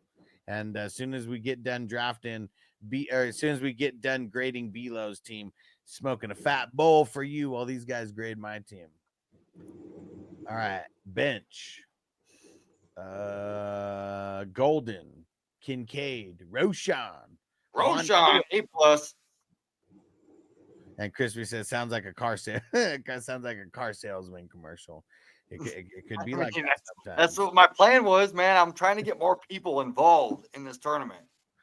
I don't know if people are going to read it the way that Jamie's got the tone, because he's talking about an article, Yeah, it's So, going to be an people article. read it, put their own like twist on it. Some people have dull brains. Janu, Keenan Allen, Trevor Etienne got the bro. Arroyo, Donnie Mitchell, Wicks, Sermon, and what the hell? Gray, Eric Gray. Okay. Wow. That's interesting. I didn't even know who that was until I clicked. I know who he is, but he hasn't been relevant. But he was a backup someone like 2 years ago. Yeah, I mean the Giants are trash, so some shit could happen. So the guys who I think that are difference makers on the bench, I'm not gonna put Golden in there or Kincaid, but I will put Roshan and Juan Dale in there. You know what? I guess the combo of Golden and Kincaid, I'll count them both as one, so it'll count as 3. So it'll be a B- for the bench. And if you get a B- on the bench, that's like neutral towards the overall grade. Okay, so the QBs, it was a B. Running backs, it was C+. The wide receivers was a B+. The IDP was a B-, and the bench was a B-. So the wide receivers bringing the score up, but that's kind of the only thing here. The running backs are bringing the score down. The QBs are neutral at a B-, so they're at 85. and then the IDP is bringing the score down, and then the How did the IDP bring the score down? huh? What was his IDP? Well, I mean, it's his first IDP draft ever. Oh wait, no, never mind. Same guy. My bad. Yeah. So let's see. So this is going to be, and everything is kind of like based off like the 85. And yeah, so it's going up because of the wide receivers, and then it's going down 2 spots, or no, down 3 spots because of the running backs and the IDP and the bench. Now the bench was at a B minus, so the bench is neutral. So it ends up being an 83 overall. 83 overall. There we go. Not too bad for your first one. And I mean the IDP, I've seen a lot worse from people with their first IDP draft. So hopefully the feedback. You got a lot of sack potential there. Yeah. I just drafted. Okay, so since Pete doing that super chat, you guys are gonna grade mine now. Oh, let's do it. And You ready for this, man? While you guys do that, you guys can do it in whatever style you want. It's totally up to you. So here's the starters, and after you get through the starters, I'll scroll down. All right. So we got McCaffrey, Jacobs, and Kamara. That's an A. I mean, you got to think McCaffrey, 100% is an A plus. But with your first pick, I'm gonna put You that. wouldn't have got back to him. I mean, he's coming back from an injury. Who knows how healthy he's gonna be? Statistically, when he comes back from injuries, he does phenomenal. So at the plus side, he's an A. Plus side, he's RB1. Plus side, he's RB4. All right, Toyota 1. After this bowl, I'm dabbing it up with you, bro. They're grading my team right now. I'm just gonna stay silent. Oh, he did take him at RB4, right? Because there was 3 above him. No, RB6. RB6. Because A-Chain and Henry also went in. I would have loved if Henry fell to you and you got Henry instead of McCaffrey. Well, if Henry would have fallen to me, I would have got Henry and McCaffrey, though. Yeah, and I would have skipped Jacobs because, I mean, Jacobs, I'd rather have Taylor over Jacobs, honestly. I'm kind of torn between those guys, and I think those two are interchangeable. Yeah, really. I've kind of gone both ways with I've kind of gone both ways with those guys. Big pause. I have Taylor like a half a point above Jacobs. Like if I miss on Taylor, I'll take Jacobs. Half a point. So such splitting hairs, right? Yeah, like I'd rather have Jacobs over Irving. I'd rather have Jacobs over Genty. So you're right. It is an A. Yeah. Because Kamara, bro. Yeah, and Kamara's the most consistent running back over the years. When he's healthy, he is top 5 every year. He's healthy. I'm saying like the whole Scott Fishbowl thing. I ranked him as my 7th overall player, above the way they have the scoring. I have him above Lamar Jackson and Joe Burrow and all the quarterbacks. Just scoring. Who? Like Kamara. Who are you talking about? Jacobs? Kamara. Yeah, Kamara, dude, he's a cheat code, man. Because they aren't trading him. There's his receptions are crucial. Losing them over and over again. He's known to get 7 receptions in a game. Yeah, like 80 fucking targets throughout the year. And he's got a rookie quarterback who's going to depend on him a lot. Exactly. Because he's going to be able to get open the fast. Kamara. So I have Kamara very, very high. And you getting him at your third? Like, I'd almost rather have Kamara over CMC And see exactly, Pete. Like, look, this is one of my things too. He said I'd take Taylor over Jacobs, but Jacobs plays on a way better team, so it's a personal preference. And like, Yeah. I think that's what has me leaning Jacobs, because those would be like, well, I guess Bucky would be in the mix too, with like those next three of Jacobs, Taylor, and Bucky. That's like the end of my B+ The tier. thing with Bucky is he's only played like 70% plus snaps in like 5 games. Right? Yeah, but he plays on like one of the better offenses in the league, though, and they play in like the worst division, it seems like. So he's just gonna shit on people. I'm just worried that Rashad White is going to maybe get 5%, 7% more snaps than he did last year. So that's going to decrease the snaps that Bucky Irvin's going to get. We'll see. I didn't even get him in this one. We're just talking shop. Oh, yeah. Okay. So I love I'm going to say A for the running backs. For sure. The quarterbacks, the Purdy, Darnold, and Tua, definitely. That's a B. That's a B. Because you got to remember, man, you have 3 quarterbacks that are between QB 7 to QB 18 every week. And I don't think league. I know I got Mac Jones. I did get Zach Wilson, and I did get Drew Lock. So I mean, I'm of the mindset that if Darnold gets hurt, it's going to be Milf Hunter, man. Milf Hunter, like I would have rather took Quinn Ewers over Milf Hunter. Someone else took. I was gonna try to get both, but I got Zach Wilson, and someone else grabbed Ewers before I could. Yeah, so that's why I don't have both of them. Well, the fact that you only need to play one of these guys, and it's gonna be between QB 7 to QB 15 to 20. I like it, man. Arnold. I really like Bucky this year. I mean, a lot of it, I think, the liking of Bucky. Some of it has to do with his schedule for sure.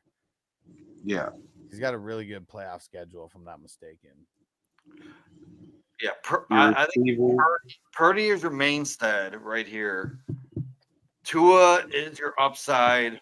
Darnold, your safety. So you have like a main guy that's gonna get 10 with Purdy because he's never fell out of the top 10.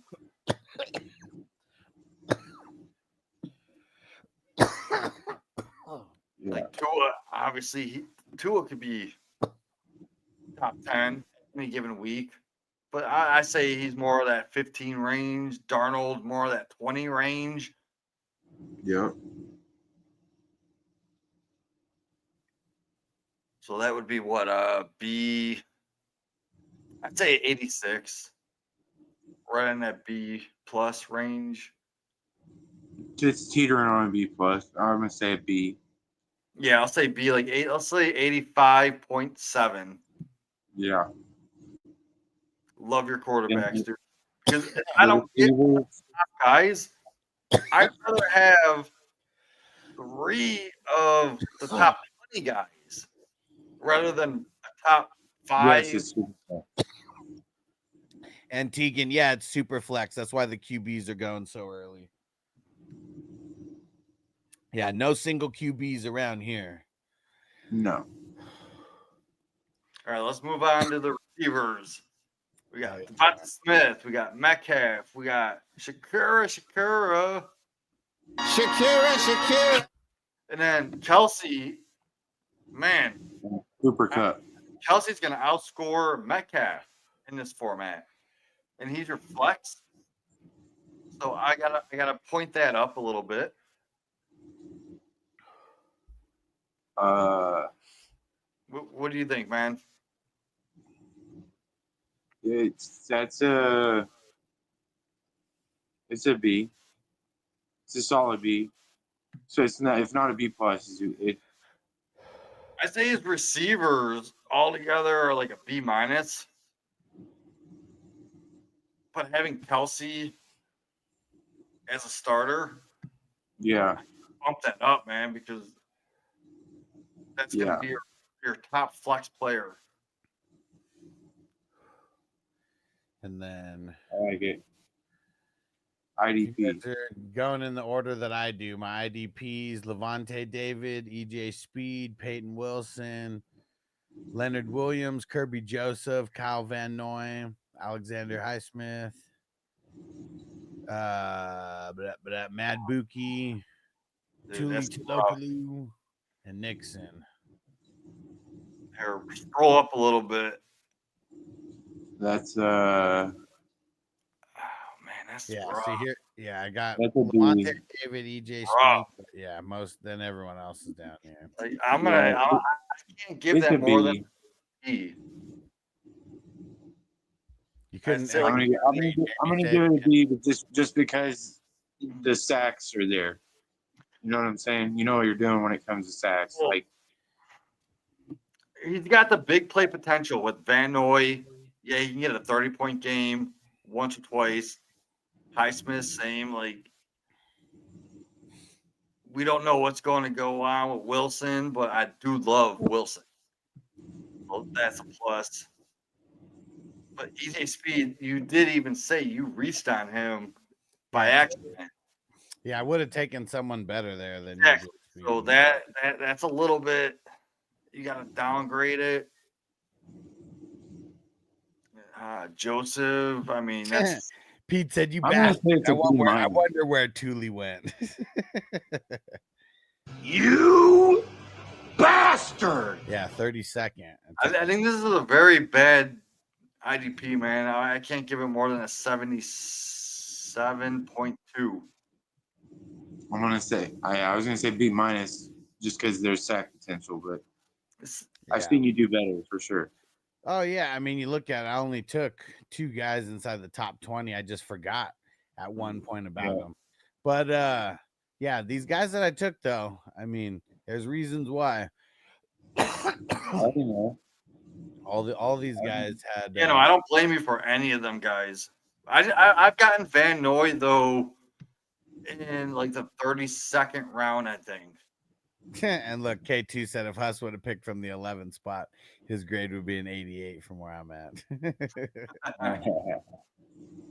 Yeah. That was a good spot, man. You fucking sniped me a shitload there. And then your bench would be Starts at Guedendo, Njoku, Ford, Harvey, Shipley, Thielen, Slayton, Dowds. So you gotta give him style points because he got Guerrero with Booty. CMC. I mean, your bench is really bringing your grade up. Right? Yeah. Your bench is like a B plus bench. Because Like all those. I really forgot about IDP, and I just kept because I felt I got like so much value on the bench, and I literally forgot about IDP. Yeah. The way I look at the bench, You. he could put up a top 15 week, right? So money right there. Guerrero. Yeah. I mean, he could be top 15 if CMC goes down, but you have CMC money. Njoku. He No, could be Joe a top tight end. could be your flex at any time of any given week. So Yeah. money. Henry is going to be the second or third target on that team behind Diggs and a rookie. So money. Not a fan of Thielen, but I love the Slayton pick. That could be the second target in that offense. Who's that late? I mean, who? And then it was Conklin. Booty is like the most. It's IDP or not IDP. He can be the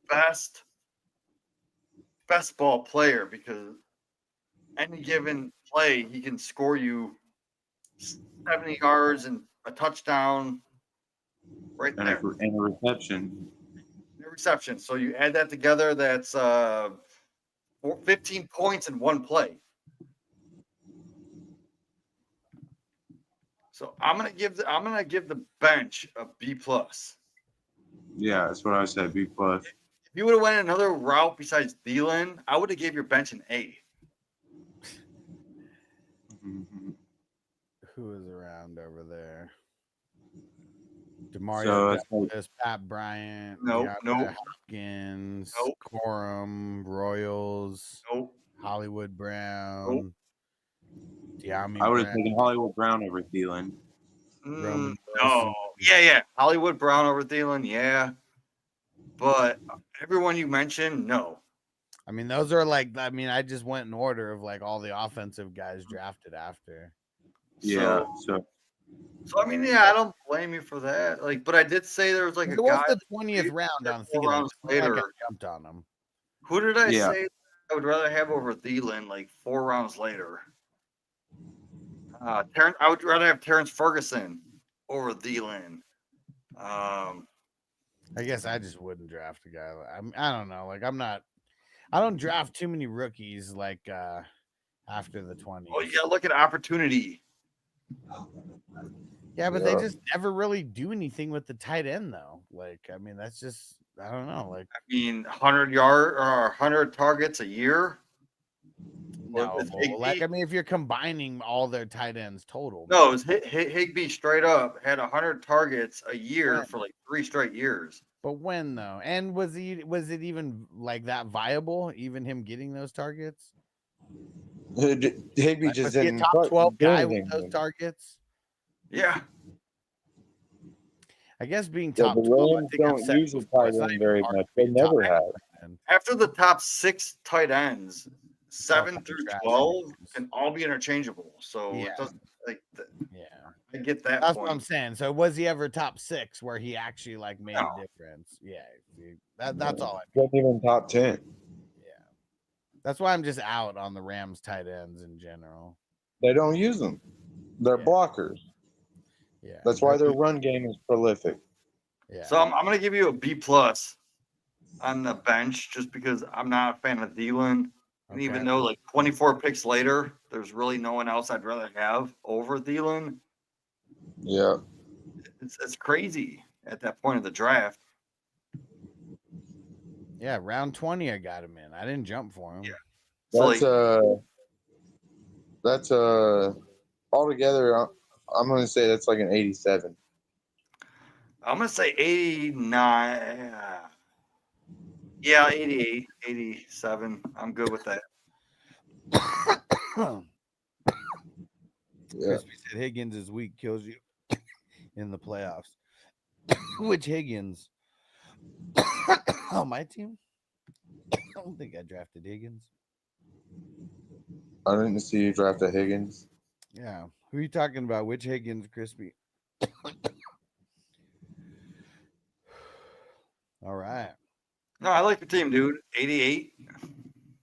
I felt Yeah. good about it. I mean, I never feel good about my wide receivers in these drafts, but it's because I feel like you can't pick up anybody on the waiver wire, so I gotta do what I gotta do with the QBs. I just love how you went running back, quarterback, receiver, got a fucking top tight end, and then bam, that's your fucking lineup. Oh, Higbee, that's who he was talking about. I said Higbee's a bum. Yeah, well, Higbee also got 100 targets. He's a bum. And then He was the bum then, and he's a bum now. And why else would they draft Ferguson in the early 2nd round? If they weren't going to use him, Yeah, exactly. is he a good blocker? And Stafford only has 1 year left, maybe 2. So they drafted Ferguson to help Stafford. To help block for him. No, not to block, to fucking receive for him. They got Adams to help receive for him. They got Ferguson so Adams can get open. Well, Adams is going to go deep and help in the red zone. Like Puka's going to be a target magnet, and Ferguson is going to be up the middle. No way, they don't Adams have is just anyone. a deep We're threat. not going to send Puka in the middle of the field to get slaughtered. They're going to send their Adams big is ass. going to be the number 1 receiver on that team. But Puka does do that though. Puka goes over the middle like he gets hella. Yeah, yacked but to the they middle of do the field. it in a way that he's Puka gets not 18 gonna get, like, receptions for 200 yards a game. He's not going to You get know what I'm smacked by a freaking linebacker in the middle of the field. But Devontae Adams is going to get 5 catches for 180 yards and 3 touchdowns because Puka is getting all them catches over the middle, them chunky 10, 15 yards, and he's doing it 16 times a game. Yeah. That's where Puka's stats are coming from, is catches and yards. He's not necessarily a touchdown monster. Okay, so here we go with Mark's squad. Stroud and Stafford. Get the backups. Winston, Garoppolo. You did get Davis Mills. Hold on. Where is it? Let's get it on! In this ring, I'm the king, known as Mills. Obey my command at all times. Who's your other guy? Stafford. Is that from Nintendo 64? No, man. Ready to Rumble? No. Let's get it on! You'll probably Yeah, get they put that in Nintendo 64. This is referee Mills Lane here, so listen up. I want a good, clean fight. It's from Rocky. No. No, No? it's not from Rocky. I tried. I don't know what that original clip. I want a good, clean roast. No cheap shots, no dirty jokes, no funny stuff. Okay, so that's not in it, but that is what they use in Ready to Rumble for Nintendo 64. They use that voice. Let's get it on. That? Yes, that's it. Let's get it on. They use that voice in that same clip in Ready to Rumble boxing. So you guys really don't know what this is from? No, In I this don't. ring, I'm the king, known as Mills. Obey my command at all times. Celebrity Death Match. No, it's Ready to Rumble. No, Nintendo it's all from 64. Celebrity Death Match. They may have used it for Ready to Rumble. Yeah, you're right. I knew that. I've been high. It's Mills Lane from Celebrity Death Match. All right. Here we go. So I'm gonna say it'd be a B minus, but you got your backup, so B. Running backs, Kyren, Montgomery. Ooh, man, that's ugly. Just those two. Wait, Kyron's a backup? What? You said Kyron Williams is a backup? No, I said No. Kyren Montgomery, and I said that's it. Oh. Yeah, ugly. Just those two. So B minus, because there's literally no depth. We'll see what happens when Dolly beat up people with it. A Celebrity Death Math on MTV was the shit. Hell yeah, super funny. And Stone Cold was on there. Remember, Stone Cold did a couple appearances on I remember Marilyn Manson was on there. Yeah. And shit. Yeah. Hell yeah. Yeah, Celebrity Deathmatch, man, classic. And Claymation. Toyota one said dab time. All right, let me do Marks. And we'll do dab. All right, so I'm gonna find my breakdown on Ferguson because I'm upset that you guys don't like him. What up, Brian? Snoop the Whoop. He said, "How you still alive, man?" I don't know because I was tired, but smoked so much that I got energized. And Jamie came on, Mark came on, so just energy. Oh shit! And I didn't even realize Jamie's blocking the team here. So let me move. Oh, my bad. You can just get rid of me. No one wants to look at my ugly mug. There you go. I just had to move you over. Okay, where the hell was I at? Okay, so yeah, B minus for the RBs. Wide receivers: Chase, Adams, Ridley, Reed, Debo. I'm gonna say B plus. Pass catchers. I got Bowers too. Oh shit, I totally missed Brock Bowers. Yeah, so that's an A with Brock Bowers in there for sure. Because Bowers Jamar Chase and Brock Bowers. And Pete said that was great. Never heard a hustler grade. Thank you. Yeah, and seeing people can always request it. I'll grade my own also the same exact way I'd grade other people's if people ask. But if people don't ask, I never grade myself. And so yeah, B plus or A for the wide receivers and IDP, Sherwood, Henley, Wagner, Queen. She's a killer queen. And Anal Zone. Get in the zone. Jewel, Demario Davis, Byard, Pace, Battle. Dude. Hold on, let me go get one more look at this. How many? 1, 2, 3, 4, 5, 6, 7, 8, 9, 10. Dude, this is let me go double check it. Nobody else, huh? Oh no. Uh-oh. Harrison Smith and Carly's in there. Oh, you got Carly's. Man, you should have just not drafted them, because like if you didn't, that would have been an A. But those guys are B minuses to me. And I feel like Carly's last round. Because you have to be like, to get an A, it has to be efficient, like, as well. Like, I mean, I know those, because like those could be used, those two spots could be used to increase the bench or increase something. But no, that's Mark's team. Mark, look who else was drafted in those rounds, and tell me there was two better players. So Mark, remember last stream we were on together? I was so mad that I was gonna draft Carly's in my last round, but he went 4 rounds ahead. That's when I started drafting Carly's. You were a fucking there might have genius. been some other guys not drafted that could be better than them potentially. But yeah, but I am still gonna give it an A, because that is 10. That is 10 out of 12. You know, but even saying a B plus, it is more to make a point that like it's better to be efficient, because like unless you get a shitload of injuries, 10's probably going to be enough players to cover that. And those spots could be more valuable to your offensive bench.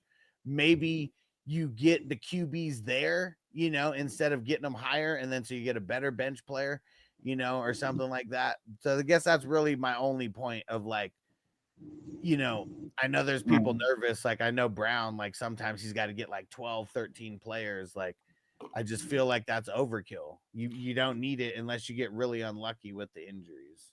Like the only reason I would take 12 IDP guys is if I didn't get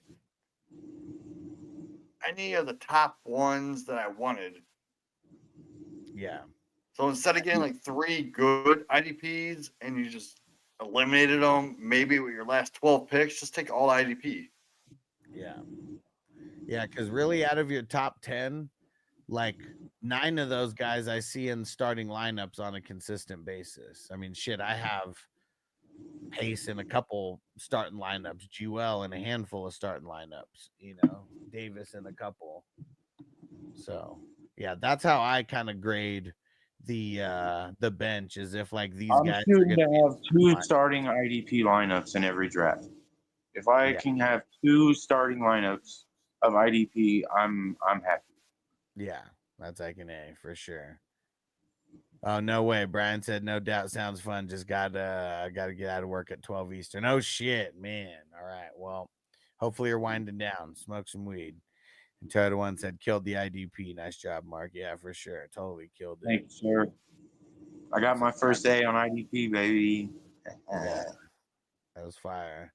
Let's see the bench though, because let's see if the IDP was fire and the total A, you know, somewhere usually hurts, and it's usually the bench. But let's check it. So, actually, you only had 2 QBs. So Najee and Harris are on the bench. That's a solid start. Algier, did you have Bijan? No, you didn't. No. Otten, still solid. Oh man, see, every time you get Quentin Johnston, just ruins it for me, man. He's a bum. He was a bum then, and he's a bum now. If I was a girl, Quentin Johnston would just dry me up, man. Like for real. Like it ruins the total mood and vibe of like everything. And Cooks is a good comeback though. Hold on. This one for Cooks. Just when I think you couldn't possibly be any dumber, you go and do something like this and totally redeem yourself. So Cooks is good. Elijah Moore is whatever. Turpin, kind of whatever. Watson, I know you love Watson. I mean, who knows if he even plays this year? We'll see. But you got everything that I've read says he's coming back, bro, and he has 30-point games. You know what I'm saying? Yeah, he catches 5 or 6 for 110 and 2 tutties. We'll see. I'm gonna give it a B minus. It's definitely in spite of Quentin Johnston. More of your guys at the top, like Najee and Harris and Algier and Otten. And Algier and Otten are probably like, you know, half a player each, but still 3 guys. So B minus. And so let's see, it was a B, B minus, an A, and a B minus. So what does that make this? So it's the RBs bringing it down. It's the only thing bringing it down.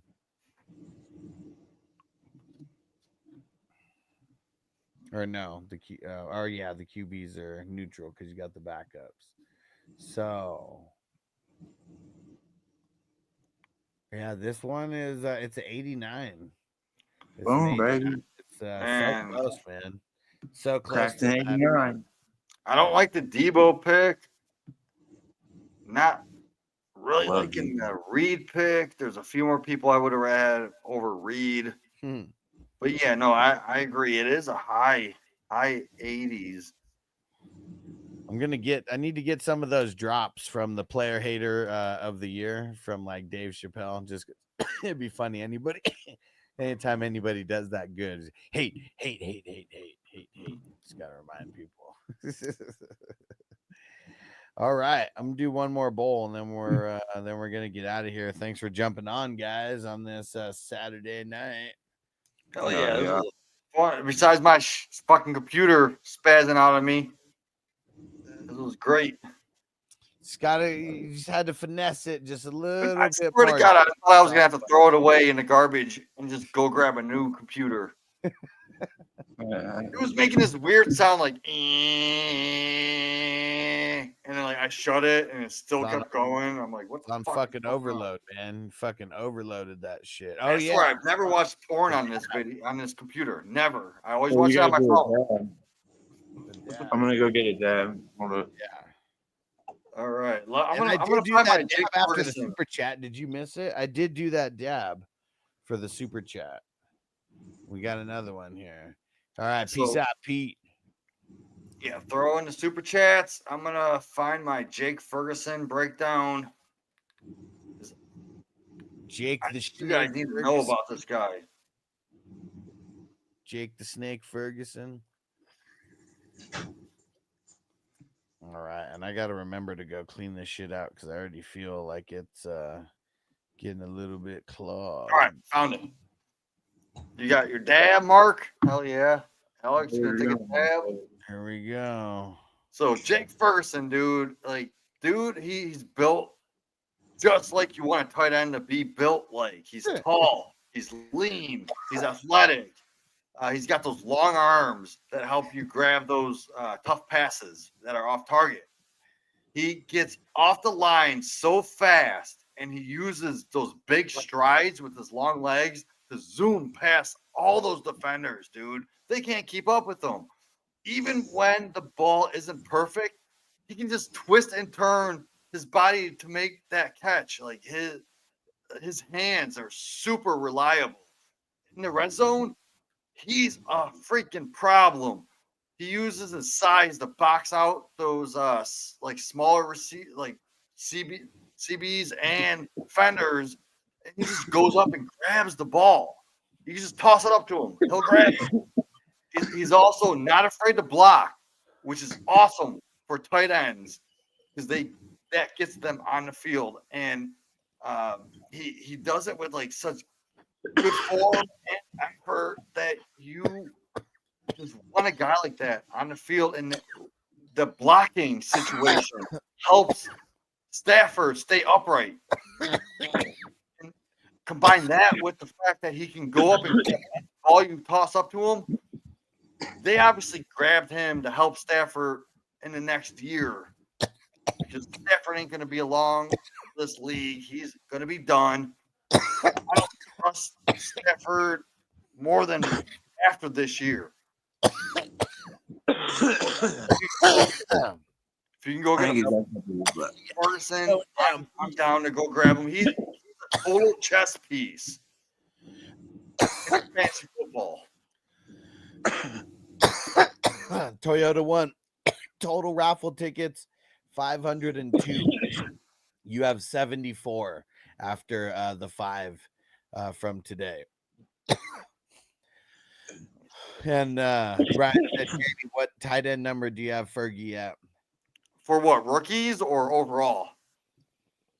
Let's just assume overall. Overall, man, that's tough. I didn't do my redraft ranking, but I do have a spreadsheet. Let me pull it up. Just take a guess. Is he top 24? Oh yeah, 100%. Okay, for sure. Is he Like, top 15? I say They 7. bottom 10 in the league. See, I like Mason Taylor over Ferguson. Okay. So I would put Mason, but I would also put like Taylor over Loveland this year. So if you're talking just redraft, like give me Mason Taylor, give me Ferguson. I don't draft like it, but I like the Bears offense this year. Well, I love the they're Bears gonna- offense. It's just the fact that They're there's gonna there's so many chess pieces that they could use. The constellation of targets aren't gonna be able to make him get 20%. You can't give Loveland 20% of targets when you have 4 other people in that offense that are gonna get. They got DJ Moore. That's it. They got DJ Moore. They got And Odunze. DeAndre They Swift. got Burden. Like Burden gets 17 to 20%. Loveland, Burden's going to get 17 to 20%. Then you got Odunze, Luther Burden. 4 to 25%. Then you have DJ Moore is going to get 27 to 30%. So like add all that up, and what's left? There's like 8% left. Nice. Yeah. One said, if I win, I want to get that Gore signed jersey if I have a choice between the prizes. Yeah, everyone will. So I mean, but whoever gets the jersey, I mean, I guess it, if like there's pretty much going to be 5 winners. Let's just put it that way, because if like someone gets the bong but they don't smoke and they just rather have the jersey or the t-shirt or whatever, so that's pretty much what it's going to be. There's going to be 5 winners. We'll just put it that way, and people can slice it up, however they want with whatever you want to get. That just seems like the most fair way to Who's all jerseys do you got signed? So